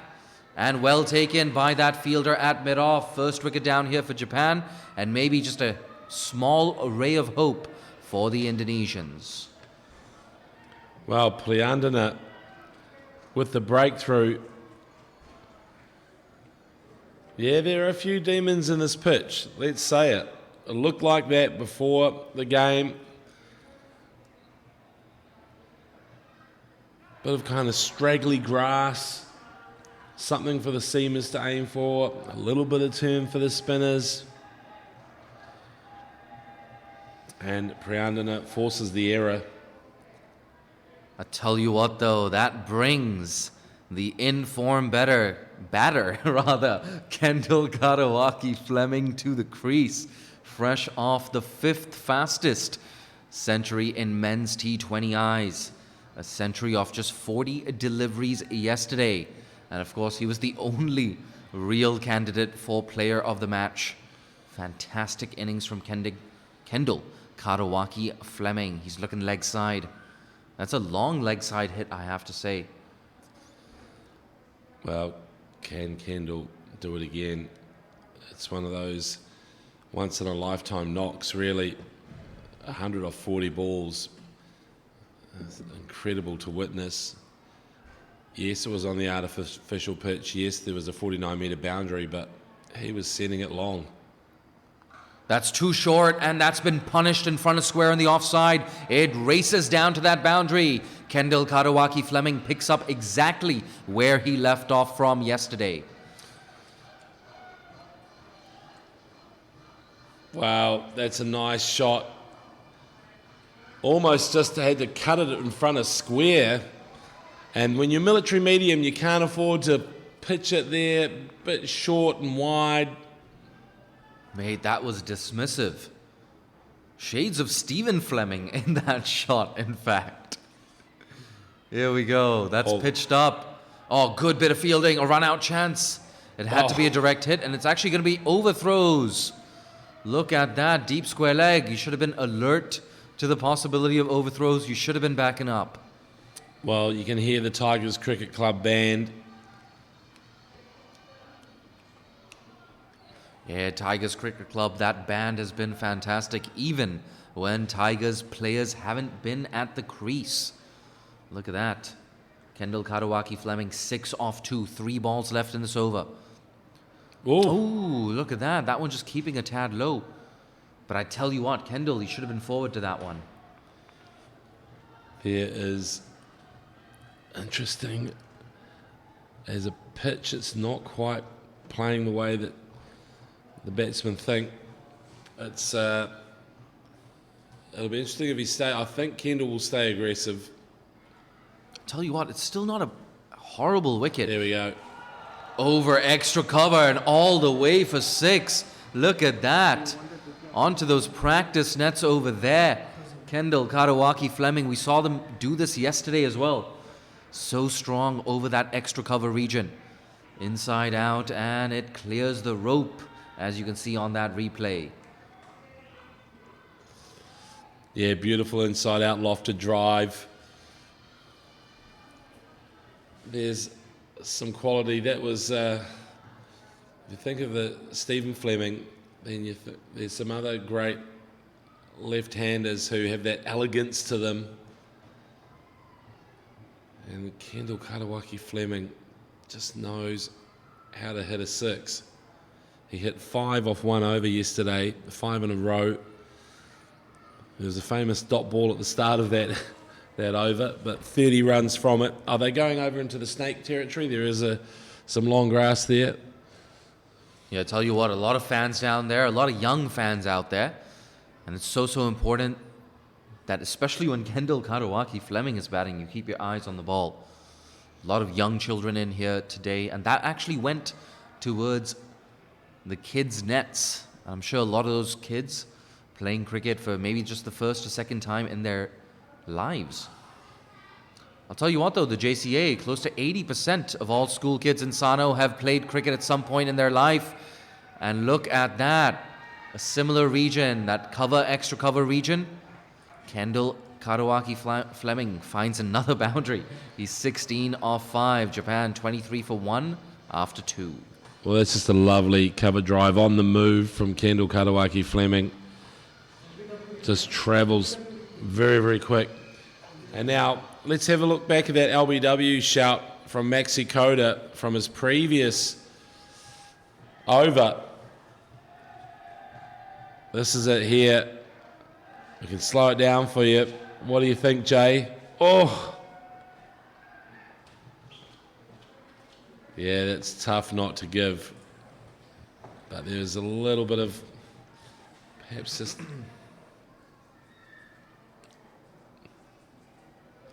Yeah, I tell you what, that looked really, really close. It was very, very close. It was very, very close. Well, Maxi Koda, he's got a chance to finally pick up his first wicket into his second over. Bang down the ground, doesn't find the gap though, not enough power on that, and it's just a single. But the important thing for Japan is it brings Kendall Karawaki Fleming back on strike.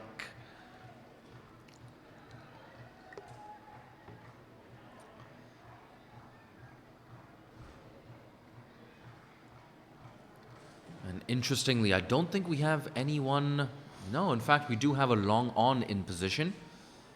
But of course, only 2 fielders allowed outside that 30-yard circle. Look at that. We've got long on and long off in place inside the power play itself. You gotta love it. That's the Kendall Karawaki Fleming effect. But I tell you what, if he wants to go straight and he clears that infield, he's going to be handsomely rewarded. Tucks it into the leg side, a run-out chance. Oh my God, imagine if Kendall Karawaki Fleming was run out. Well, that ripple effect was actually nicely worked by Maxi Coda. Gave him a ball that he couldn't do much with, and he got impatient, decided to go for the run, and nice cricket from Indonesia, just a throw that couldn't hit the target.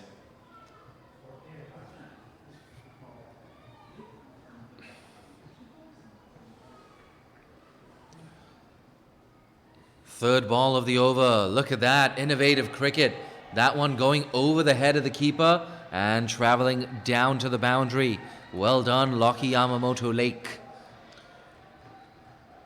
Yeah, I don't mind a dill scoop, a ramp, and it's good to see in T20 you've got to improvise, find ways to score runs. Textbook stuff now. It was never near a textbook up until about 15 or so years ago, maybe 20 years ago, and then the game changed. And you love to see that kind of improvisation from Yamamoto Lake. Halfway through the third over, 29 for 1.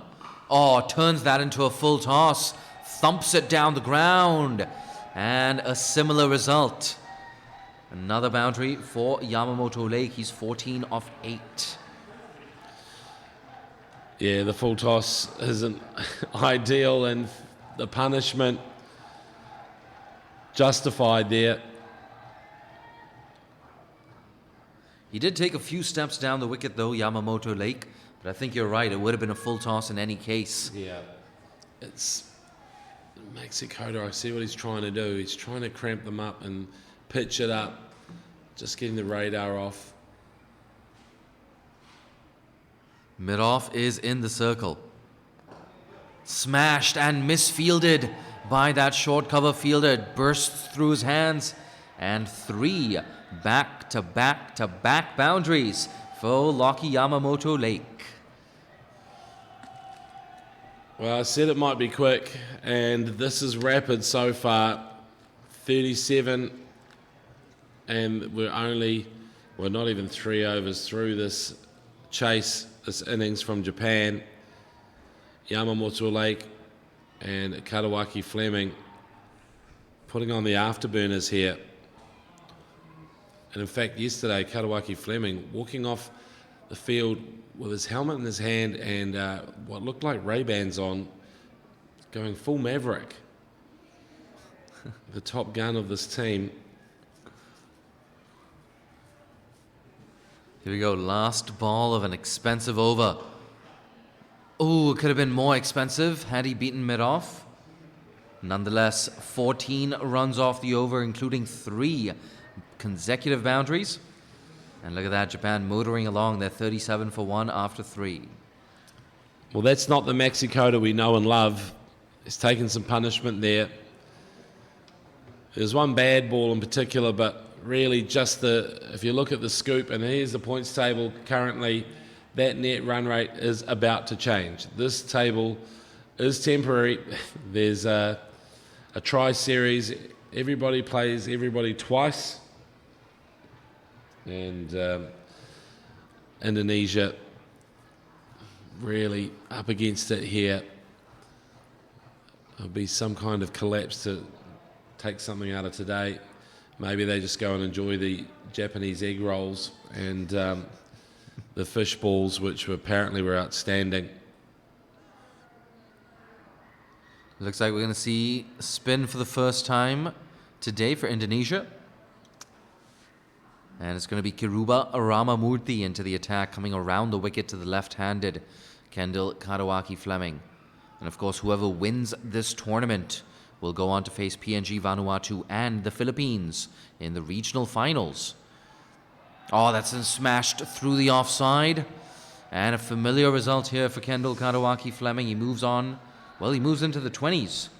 21 not out off just 7 deliveries. Look at that, a strike rate of 300. Yeah, Karawaki Fleming, he's just one of those players you just know he's going to be explosive at some point. Yesterday, he just reminded me a little bit of Matt Hayden, the great Aussie left-hand opener, but he's sort of morphing into a bit of a David Warner, Adam Gilchrist hybrid He plays his cricket in Queensland, some of his club cricket in Queensland for the Northern Districts Club in Brisbane. Oh, that keeps low, and he's been bowled. Kendall Karawaki Fleming, perhaps a little bit unfortunate on that occasion. Indonesia, they're not going to mind. 41 for 2. And is there a chance now for the Indonesians? Wow, what a scalp to get. The big man just hot on the heels of the 6th fastest T20 international century that he scored yesterday off just 40 balls. And he was on track for something spectacular again. But this is a nice delivery from Ramamurthy. Yeah, no doubt. You miss, I hit. Maybe that's the best course of action if you're bowling on this wicket. Just keep it as straight as possible and let the pitch do the rest of the work. I don't know if you remember this, but yesterday, Jay, Karawaki Fleming had a similar delivery that he, about 3 balls in, he missed his first 3 deliveries, and one was very similar to that. Got tangled up down on his knee trying to sort of work it away, sweep it. And that's the end of him for a rapid fire. Another rapid fire knock from him. Yeah, no doubt. Dismissed in the 20s today, but he made an impact, even though he's only out there for, 10 minutes? Tell you what, it was an entertaining 10 minutes. Japan going, well, in excess of 12 runs per over. They're 41 for 2. Well, they're almost in Bon Jovi territory, aren't they? They're almost halfway there. Yep, just 43 runs needed. Sabarish Ravichandran, that's watchful. That's a risky single. But maybe not. Yamamoto Lake, very quick to respond and makes it in very, very easily. Well, look at that. Bon Jovi territory. They're halfway there. They are.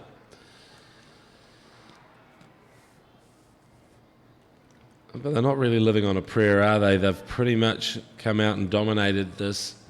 It would be surprising if it wasn't a Japanese victory from here. Fired in and over that cover fielder. It's running down to the boundary. It's not going to get there. But Sabarish, in fact, Yamamoto Lake, is going to cross through for 2, make that 3. Overthrows once again from Indonesia, and I can just sense those shoulders starting to drop. Well, if catches win matches, do overthrows cause woes? There's something in it. I know as a New Zealander that happened to us in the 2019 World Cup final. I actually don't want to talk about that game if we could just avoid the... Yeah. You're the one who brought it up. Yeah, sorry. What have I done to myself? But yeah, there needed to be a bit more accuracy. The fielding overall the past couple of days has been really good. Just remember this entire outfield was underwater, so it was a bit soggier in places. Fired in. Ooh, look at that. Staying low yet again. But he's adjusted really well. It's been punched through the offside for a single. I tell you what, Indonesia, they got the best of the batting conditions as well today. And Yeah. I really, really feel a score of 120, 130 would have been very challenging for these Japanese batters, or really any batters. Fired in, down the ground. A dot ball to close off the 4th over. And I do want to say one thing. You got to give credit where credit is due. The ground staff, especially the head curator from Australia, Mr. Todd Lockhurst. Yeah, there you go. It's like Todd last name. Todd last name Luckhurst. He's a great man. Struggling with a back injury at the moment. He's just had back surgery, and he's dealing with that manfully. He's come in and taken on quite a task here with a drain that wouldn't drain and sodden outfield. There was a pond here a couple of days ago in Sano. He's come and given us a pitch that's playable, usable, and full credit to good old Todd from Victoria. He's a Essendon Bombers fan, so anyone from Australia will know how hard that is.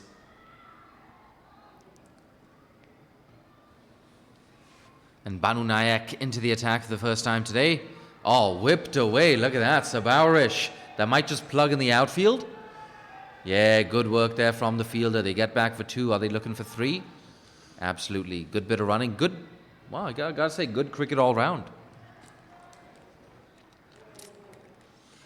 So statistically, Yamamoto Lake is the only batter who can get to anything like a half century anyway, who can raise his bat, because they don't require too many runs, of course, Japan now. Yeah, you feel like Kendall Karuaki Fleming ruined the chances of Yamamoto Lake getting to a half century. That's beaten that short cover fielder. But deep extra cover does well, runs around and keeps it down to just a single. And there you go, 50 up for Japan in just 4.2 overs.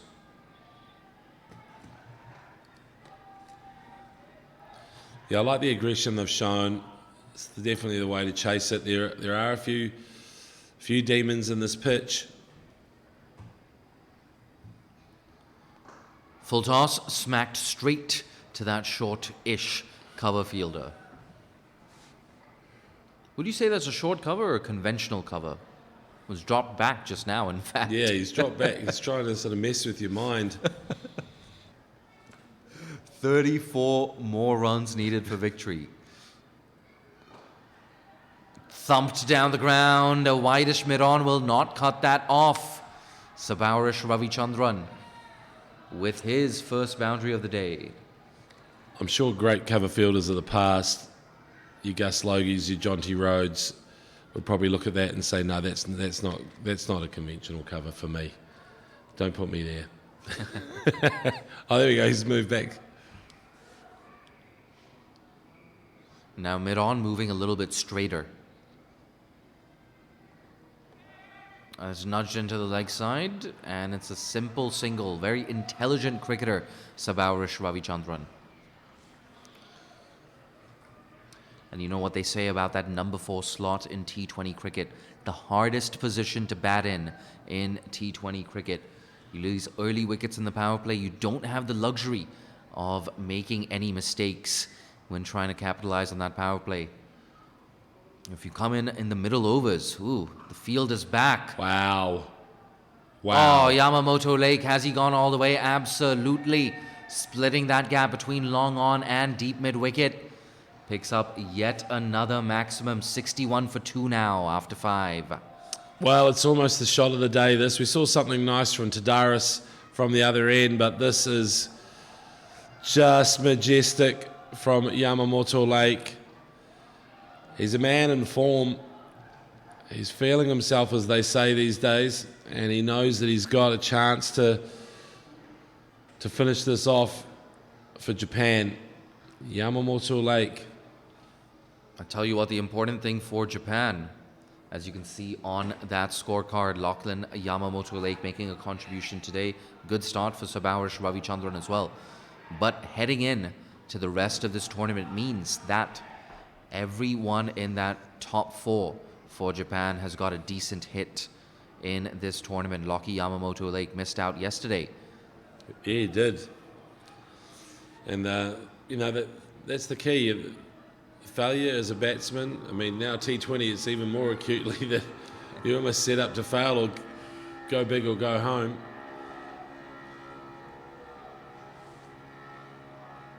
It's a very loud moped speeding down that highway. Yeah, is that some kind of Sano bikie gang that's taking the muffler off just so people can hear him? Ooh, well bowled, Kiruba Ramamurthy. Where did that Yorker come from? He's taken a wicket already, Ramamurthy, bowling the final over of the power play. Sabowrish Ravichandran, I feel like he's going to go after it. And he loves going over extra cover. Sabowrish loves that sweep shot as well. Guides that away. No, he's gone. He's gone. Ah, look at that. Yeah, chopped it on. In fact, that was a weird shot. It was in fact, the guiding down to third man shot has always been fraught with danger. It didn't pay off again, this time for Ravichandran. I tell you what, it's gone dead quiet at the Sano International Cricket Ground. Bit of an anti-climax. I think we were all expecting Japan to just knock off these runs in the next 10-15 minutes. But hey, you know what? They might just play a little more conservatively. There's Well, always a chance. 23 runs needed, from 88 balls. 7 wickets in hand. Things, the pitch is keeping a little bit low. Yeah. But for now, it's the left-handed Alex Shirai Patmore walking in at number 5. And he loves those sweeps, those reverse sweeps. Very inventive player. Look at Indonesia. Are you going with a short leg? Nah, he's going to a slip position. Oh, I would have loved to see a short leg. A silly point, maybe. But at least we've got a slip in position. Some excitement here. More and more fielders coming into the circle. I love it. You got to put pressure on the new batter. It has to happen. Tell you what, that natural variation sometimes as an off spinner. You try to spin one away, it just goes straight on. Things are keeping low as well. Fires it in. That's a sneaky single. Ooh. Oh, that was a panicky run. And in fact, that's that new batter nerves, isn't it, really? Where you just see that first ball, trying to get something on it, trying to get off the mark. Yeah, I like that from Indonesia. It's positive play. Get those fielders in. Karek Gamantika, you got nothing to lose here. 22 runs needed for victory, 7 wickets in hand. I tell you what, if Japan were chasing 110, 120, we'd be having a very different conversation. They need 7 wickets, Indonesia. That's full on the leg stump, eased into deep mid-wicket rather, for a single. I totally agree with you, Jay. That field was way too spread, and it looked harder to not score a run. So anything there, which was just a shove, a block out to mid-wicket, was just an easy gallop through for a single. Look at this field. This is an interesting field. Yeah, we got deep mid-wicket and a long off in position. Those are the 2 boundary riders. That's fired in. Ooh, a run-out chance maybe. Sent back just in time. Yeah, the new batter putting a little pressure on him. And that's Shirai Patmore. Tell you what, Japan, there's plenty of time left in this chase. You're going to get a huge net run rate boost. Oh, that's a big appeal. He was a long way down the wicket. It's always hard to have those being ruled in your favor. And I think it struck him outside the line as well. He was on the move, and I think the keeper moving down towards leg is the giveaway sign there. As you can see, he's actually past leg stump as he's appealing. And maybe that's what the umpire went with. Felt like it was travelling down. Did hit him in line. At some point, it'd be lovely to get DRS for associate cricket. I'd love to see it. I feel like Maxi Coda would have gone upstairs in the first over. And that man who he appealed against, Yamamoto Lake, is carried on to be the backbone of this innings. Tell you what, James, I'm not a big fan of DRS. Mistakes happen. DRS just slows the game down. I'm not a big fan of it. Let's go back to the 80s. Let's go back to the 90s. A bit old-fashioned like that. I want to see a quick game. A T20 innings should take 80 to 85 minutes maximum. Ooh, no maximum there, but it's down to that fine leg region. They're going to come back for 2 runs. Well, in a place like Japan, which is one of the most automated countries in the world, you have waiters that are just robots on wheels. There was a security guard that approached me in the mall the other day that was a robot. And I sort of think they would love to develop some DRS technology in Japan. Well, don't look out for robot umpires coming to a cricket ground near you. Could happen. It could happen.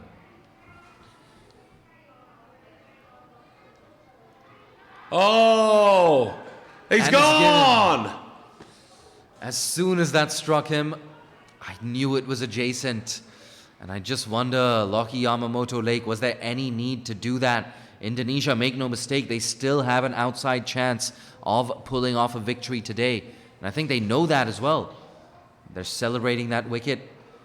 Tried to go for the reverse sweep there. Oh, yeah, you got to give him. Yeah, I think we both knew it was out. And the crowd Yep. has just gone a bit quiet yet again. Chris Thurgate, the umpire there, I think he's heavily involved with the Chiba Club. Isn't too far from Tokyo. Still, I think it's a good 3-hour drive from here, someone was telling me. It's tough to navigate sometimes around a massive city like Tokyo. And so... And look at that, a shot of the fans and the bleachers.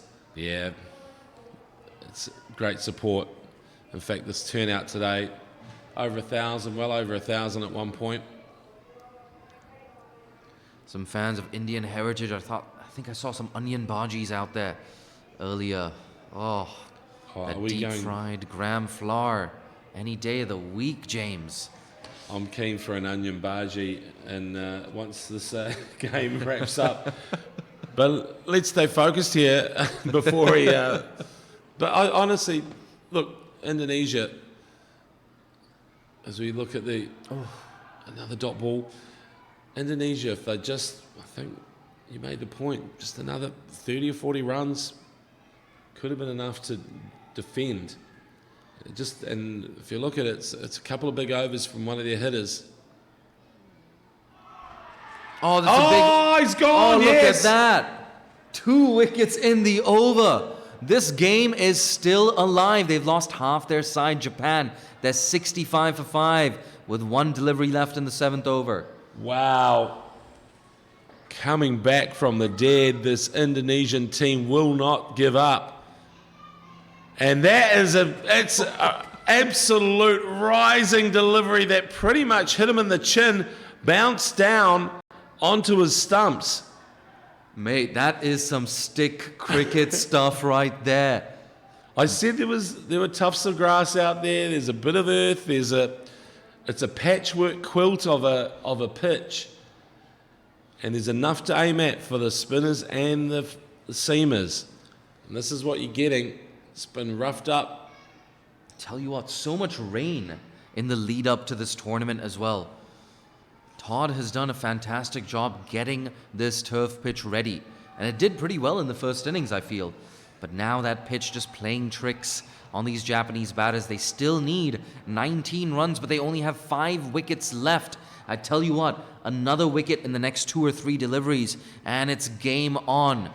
19 runs needed, 5 wickets in hand, 2 wickets in his first over for Eddie Artawan. That's been nudged down to third man. The runs are drying up right now for Japan. 65 for 5 after 7. Wow, this is going to be a tough man of the match to call as well, because you're dealing with a pitch that seems like a bit of a minefield. You've got Oreo, Sakurano, Thomas, there's the 2 worms. And it was slow, steady, uninspiring progress from Indonesia. But will that win the race? Let's just wait and see. You got a feel for Ibi Takahashi. I don't think he was expecting to be hit in the helmet. No. God. 65 for 5. It reared up on him, didn't it? I tell you what, if Indonesia win this, it's got to be one of the best. It's going to be one of the best victories in the history of Indonesian cricket. Here we go, Kiruba from around the wicket. That's pushed into the offside. That's actually a very, very important single. They're thinking about 2. They're coming back. A strong throw is needed. Oh. Tell you what, a direct hit, James. Oh, and I would have been flying off my seat. Well, the one thing about this Japanese team is they're a quick side. If you watch them warm up, if you watch them train, there's some wheels there. They back themselves, but they look tight. Who would have seen this coming? This game has drastically changed in the last 10 minutes. 3 quick wickets for Indonesia. They're fighting back. They're fighting back strong. 17 still needed. That's flatter into the offside. Ooh, an acrobatic dive He's unable to cut off the single, and yet again, they're coming back for 2. Yeah, there you go. 2 more useful runs here for Alex Shirai Patmore. The left-hander doesn't have to do anything fancy. He just has to make sure that he's still there at the end of this chase. Well, 69 for 5. That's nice. They just have to... It's only 3 hits away, really.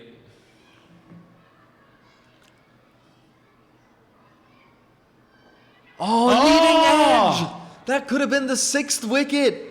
Oh, the leading edge. Oh, if we had 1 tip, 1 bounce, it would have been the 6th wicket. Oh. Look at that replay, agonizingly short of Kiruba Ramamurthy. What a spell. He's coming over the wicket now. I don't know why he's changed up his angle. Pushed straight to short cover. Consecutive dot balls now. That leading edge was a bit of a nothing shot as well. Could have gone anywhere. Could have gone to hand. Fired in. Oh, God, another leading edge. Something is happening off every single delivery. He's a leading edge specialist. Leading edge cricketer. Last ball of the over, tossed up.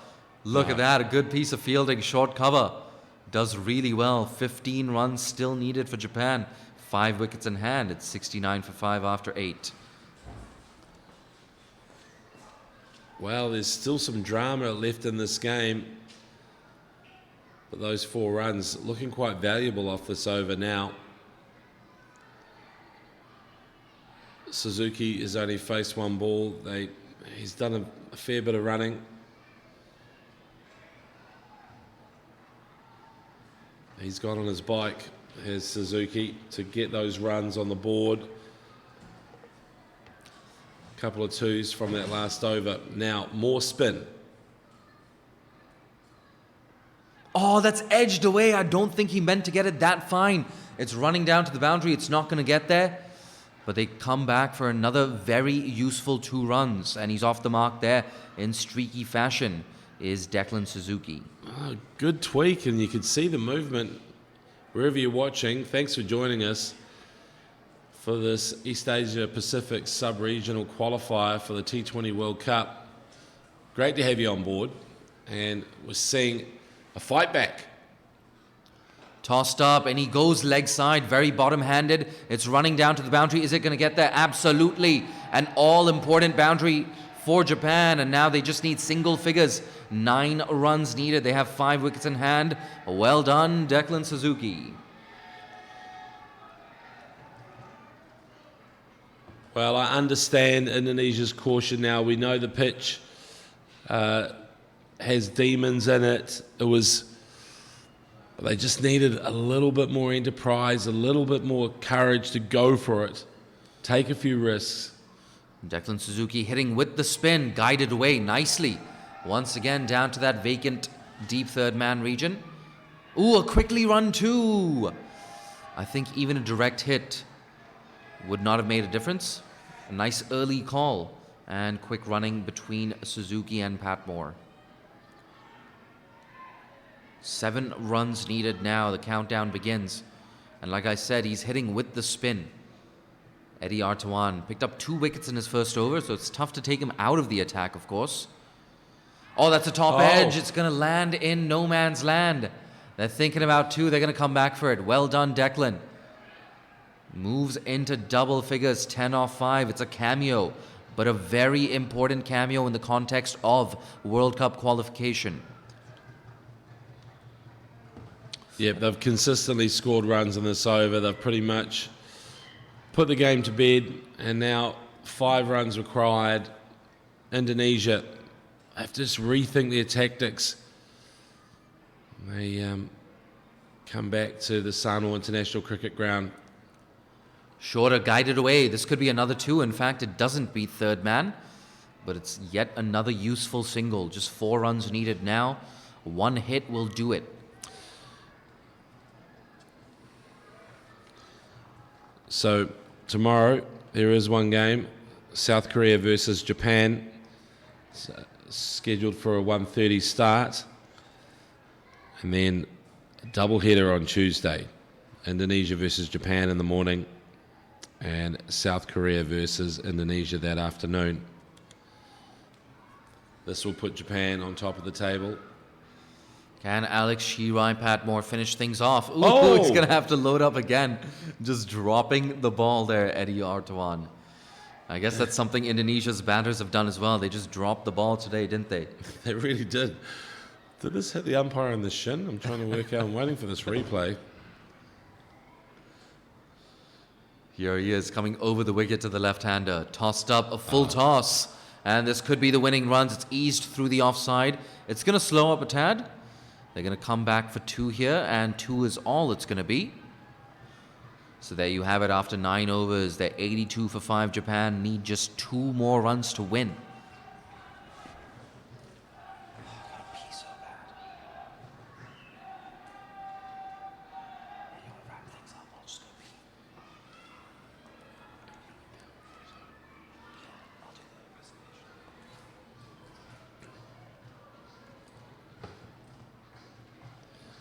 So as Jay Dunsinghani makes his way down for the presentation, he'll be stick around for that. A chat with the captains and, of course, the Man of the Match award. This ICC Sub-Regional East Asia Pacific qualifying game has been a low-scoring affair. A fair bit of drama here and there, though, and that pretty much ties things up.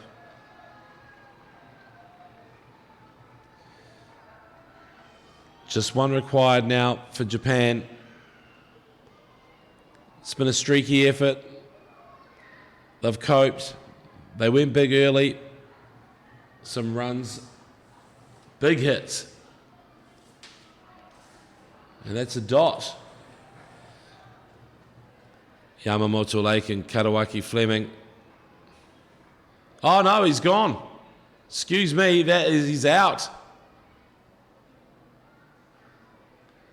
Played on there, played on, and he departs. Shirai Patmore.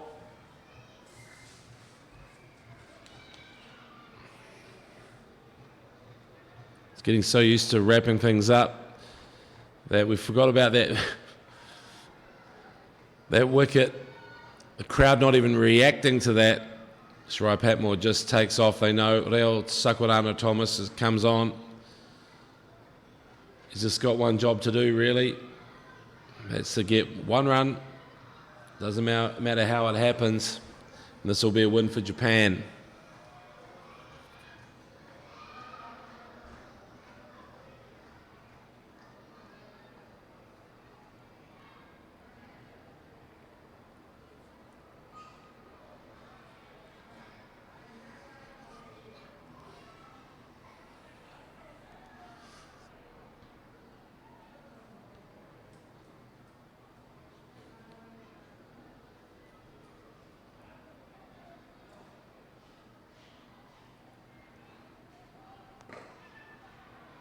Straight back to the bowlie, Kamamorthi.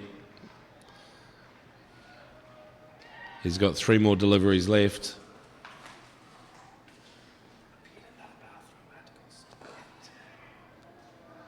And now, still waiting just for that finishing run, just to end this contest. Ramamurthy, comes through, and that's it for Japan. Japan wins it with a boundary. Reo Sakurano Thomas finishes it off. Japan wins by 4 wickets here at the Sano International Cricket Ground. It was patchy, a bit like the cricket pitch out there. It's a little bit patchy, but they'll take it. Japan wins it. And in the end, comfortably, got a bit of a fright. That was enough to send Indonesia off to think about their game, what they have to do next. Tomorrow it's Japan versus South Korea. There we go, dancing. That's what we want to see. The Tigers Cricket Club, they celebrate. Some of their teammates are in this team, and they had great games. especially with the ball. Kumbare, wonderful catch as well that we saw. That was from Sabaris Ravichandran, another Tigers player. So there we go, let's have a look. Japan at the start, Yamamoto Lake and the captain Kendall Karawaki Fleming, they just went big, and I think that just ended the contest right there. But speed wobbles happened, a comeback, 3 quick wickets for Indonesia, put some doubt in the Japanese minds. And then there's the bowling performance, those 3 wickets. Ramamurthy, really nice performance from him, the pick of the bowlers. But it's Japan's day here at the Sano International Cricket Ground. Well, pick a man of the match out of that. Interesting. It's the Indonesian bowlers again. But look, if we think about those Japanese bowlers, it was an ensemble cast effort. Sakurano Thomas, Kumbare, Kubota, all contributing. And we're going to have the presentation very soon, so please stick around. There's the table. Japan on top. Played 2-1-2. The net run rate, it's gone big, hasn't it? 3.9. They look like they're going to be hard to peg back.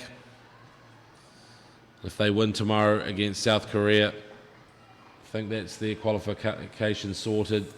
They'll head through to the East Asia Pacific qualifier. 3 other teams in that: Philippines, Vanuatu, and Papua New Guinea, I believe. And Papua New Guinea considered the favourites. I'll tell you what, there's some talent here.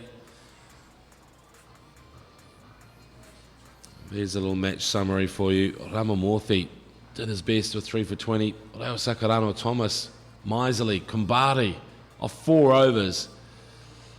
Seemed to be, he set the tone, didn't he? Kubota dropped a catch but came back and redeemed himself, totally redeemed himself. And some lovely stroke making there from the Japanese top order. All right, that's it from me, James McConey. Jay Dunsinghani is going to be down on the pitch side by the boundary to give out the Man of the Match award and have a chat to the captains. Signing off from the Sano International Cricket Ground. Thanks for joining us. Sayonara. We'll see you tomorrow.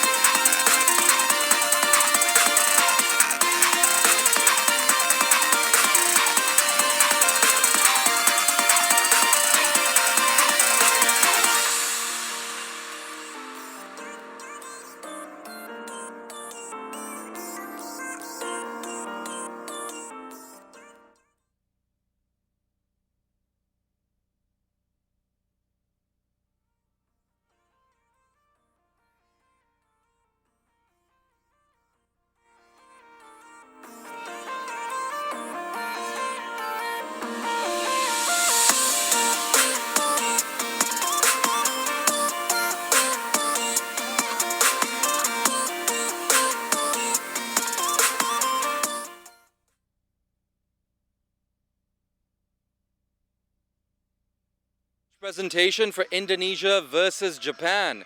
Indonesia, of course, bowled out for 83, and Japan chasing it down with, well, quite a few overs to spare and 4 wickets to spare as well. So congratulations to the Japan team. I want to kick things off by inviting up the captain who finished second, Gaman from Indonesia. If you could please join me up here. Gaman, so at the end of the day, 83 all out. It didn't look like enough runs. What do you make of the batting performance? Right, we're just not putting enough score on the board. That's why we are just a bit struggling in the first power play. But I think this is the cricket. One team win, one team lose. But I believe for my team, we will come back stronger as a team. Absolutely, and of course you won that third T20I against Japan as well. So you've beaten them at home before, and you'll get another chance to play Japan later on in this tournament. So what's your game plan going into that game? Yeah, I think we need to just put enough score on the board. That's why we need to work hard a little bit with our batting plan. That's it. Yeah, absolutely. You fought back valiantly with the ball, and best of luck for the rest of the tournament. Thank you, Jay. And now I'd like to invite the winning captain, Kendall Kadawaki Fleming, if you could join me up here.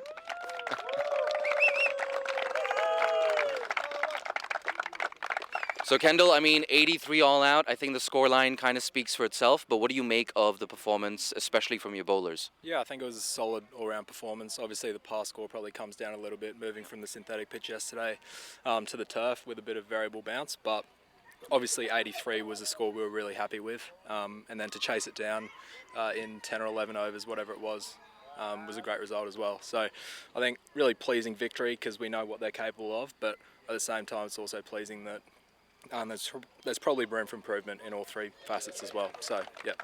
Yeah, absolutely. And at the halfway mark, were there any conversations about that net run rate? Not specifically. We've got a game plan that we try to take advantage of the power play, and that wasn't going to change. And then from there, yeah, we took advantage of the 2 fielders out, and then, yeah, went from there. And of course, an absolute festival of cricket here at the Sano International Cricket Ground. Close to 1,000, maybe 1,500 home fans in. What was it like playing in front of that home crowd? Yeah, obviously it was great yesterday. There was plenty of noise from the Tigers Cricket Club supporters, as well as people everywhere across the ground. And today it went to another level. So yeah, it's been great to have the supporters come down. Yeah, absolutely. I'm not going to keep you too long. Go and celebrate with your team. Thank you. Cheers.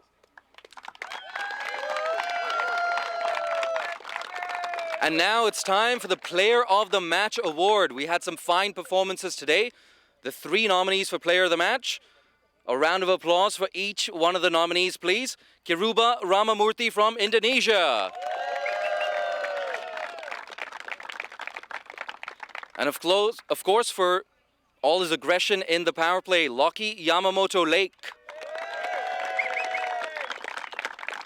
But there could only be one winner, and for 3 wickets in that first innings, our winner of Player of the Match is Reo Sakurano Thomas.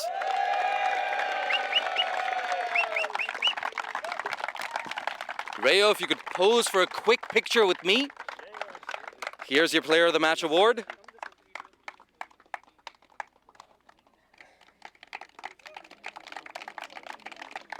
Reo, I promise to keep it short. But Reo, of course, last week you took 5 wickets against Indonesia, 3 wickets today. In the last game, those first 2 overs, you didn't start off too well. But just talk to us about, your game plan, especially with this turf wicket that we saw today.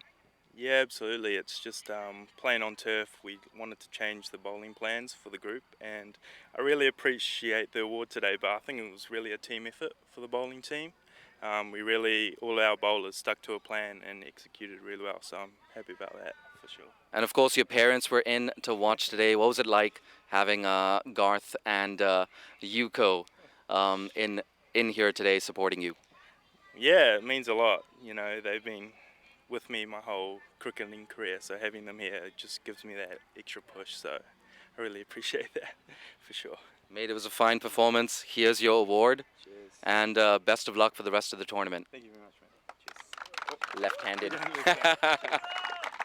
So there you have it, a convincing victory for Japan on the back of 3 wickets from Reo Sakurano Thomas.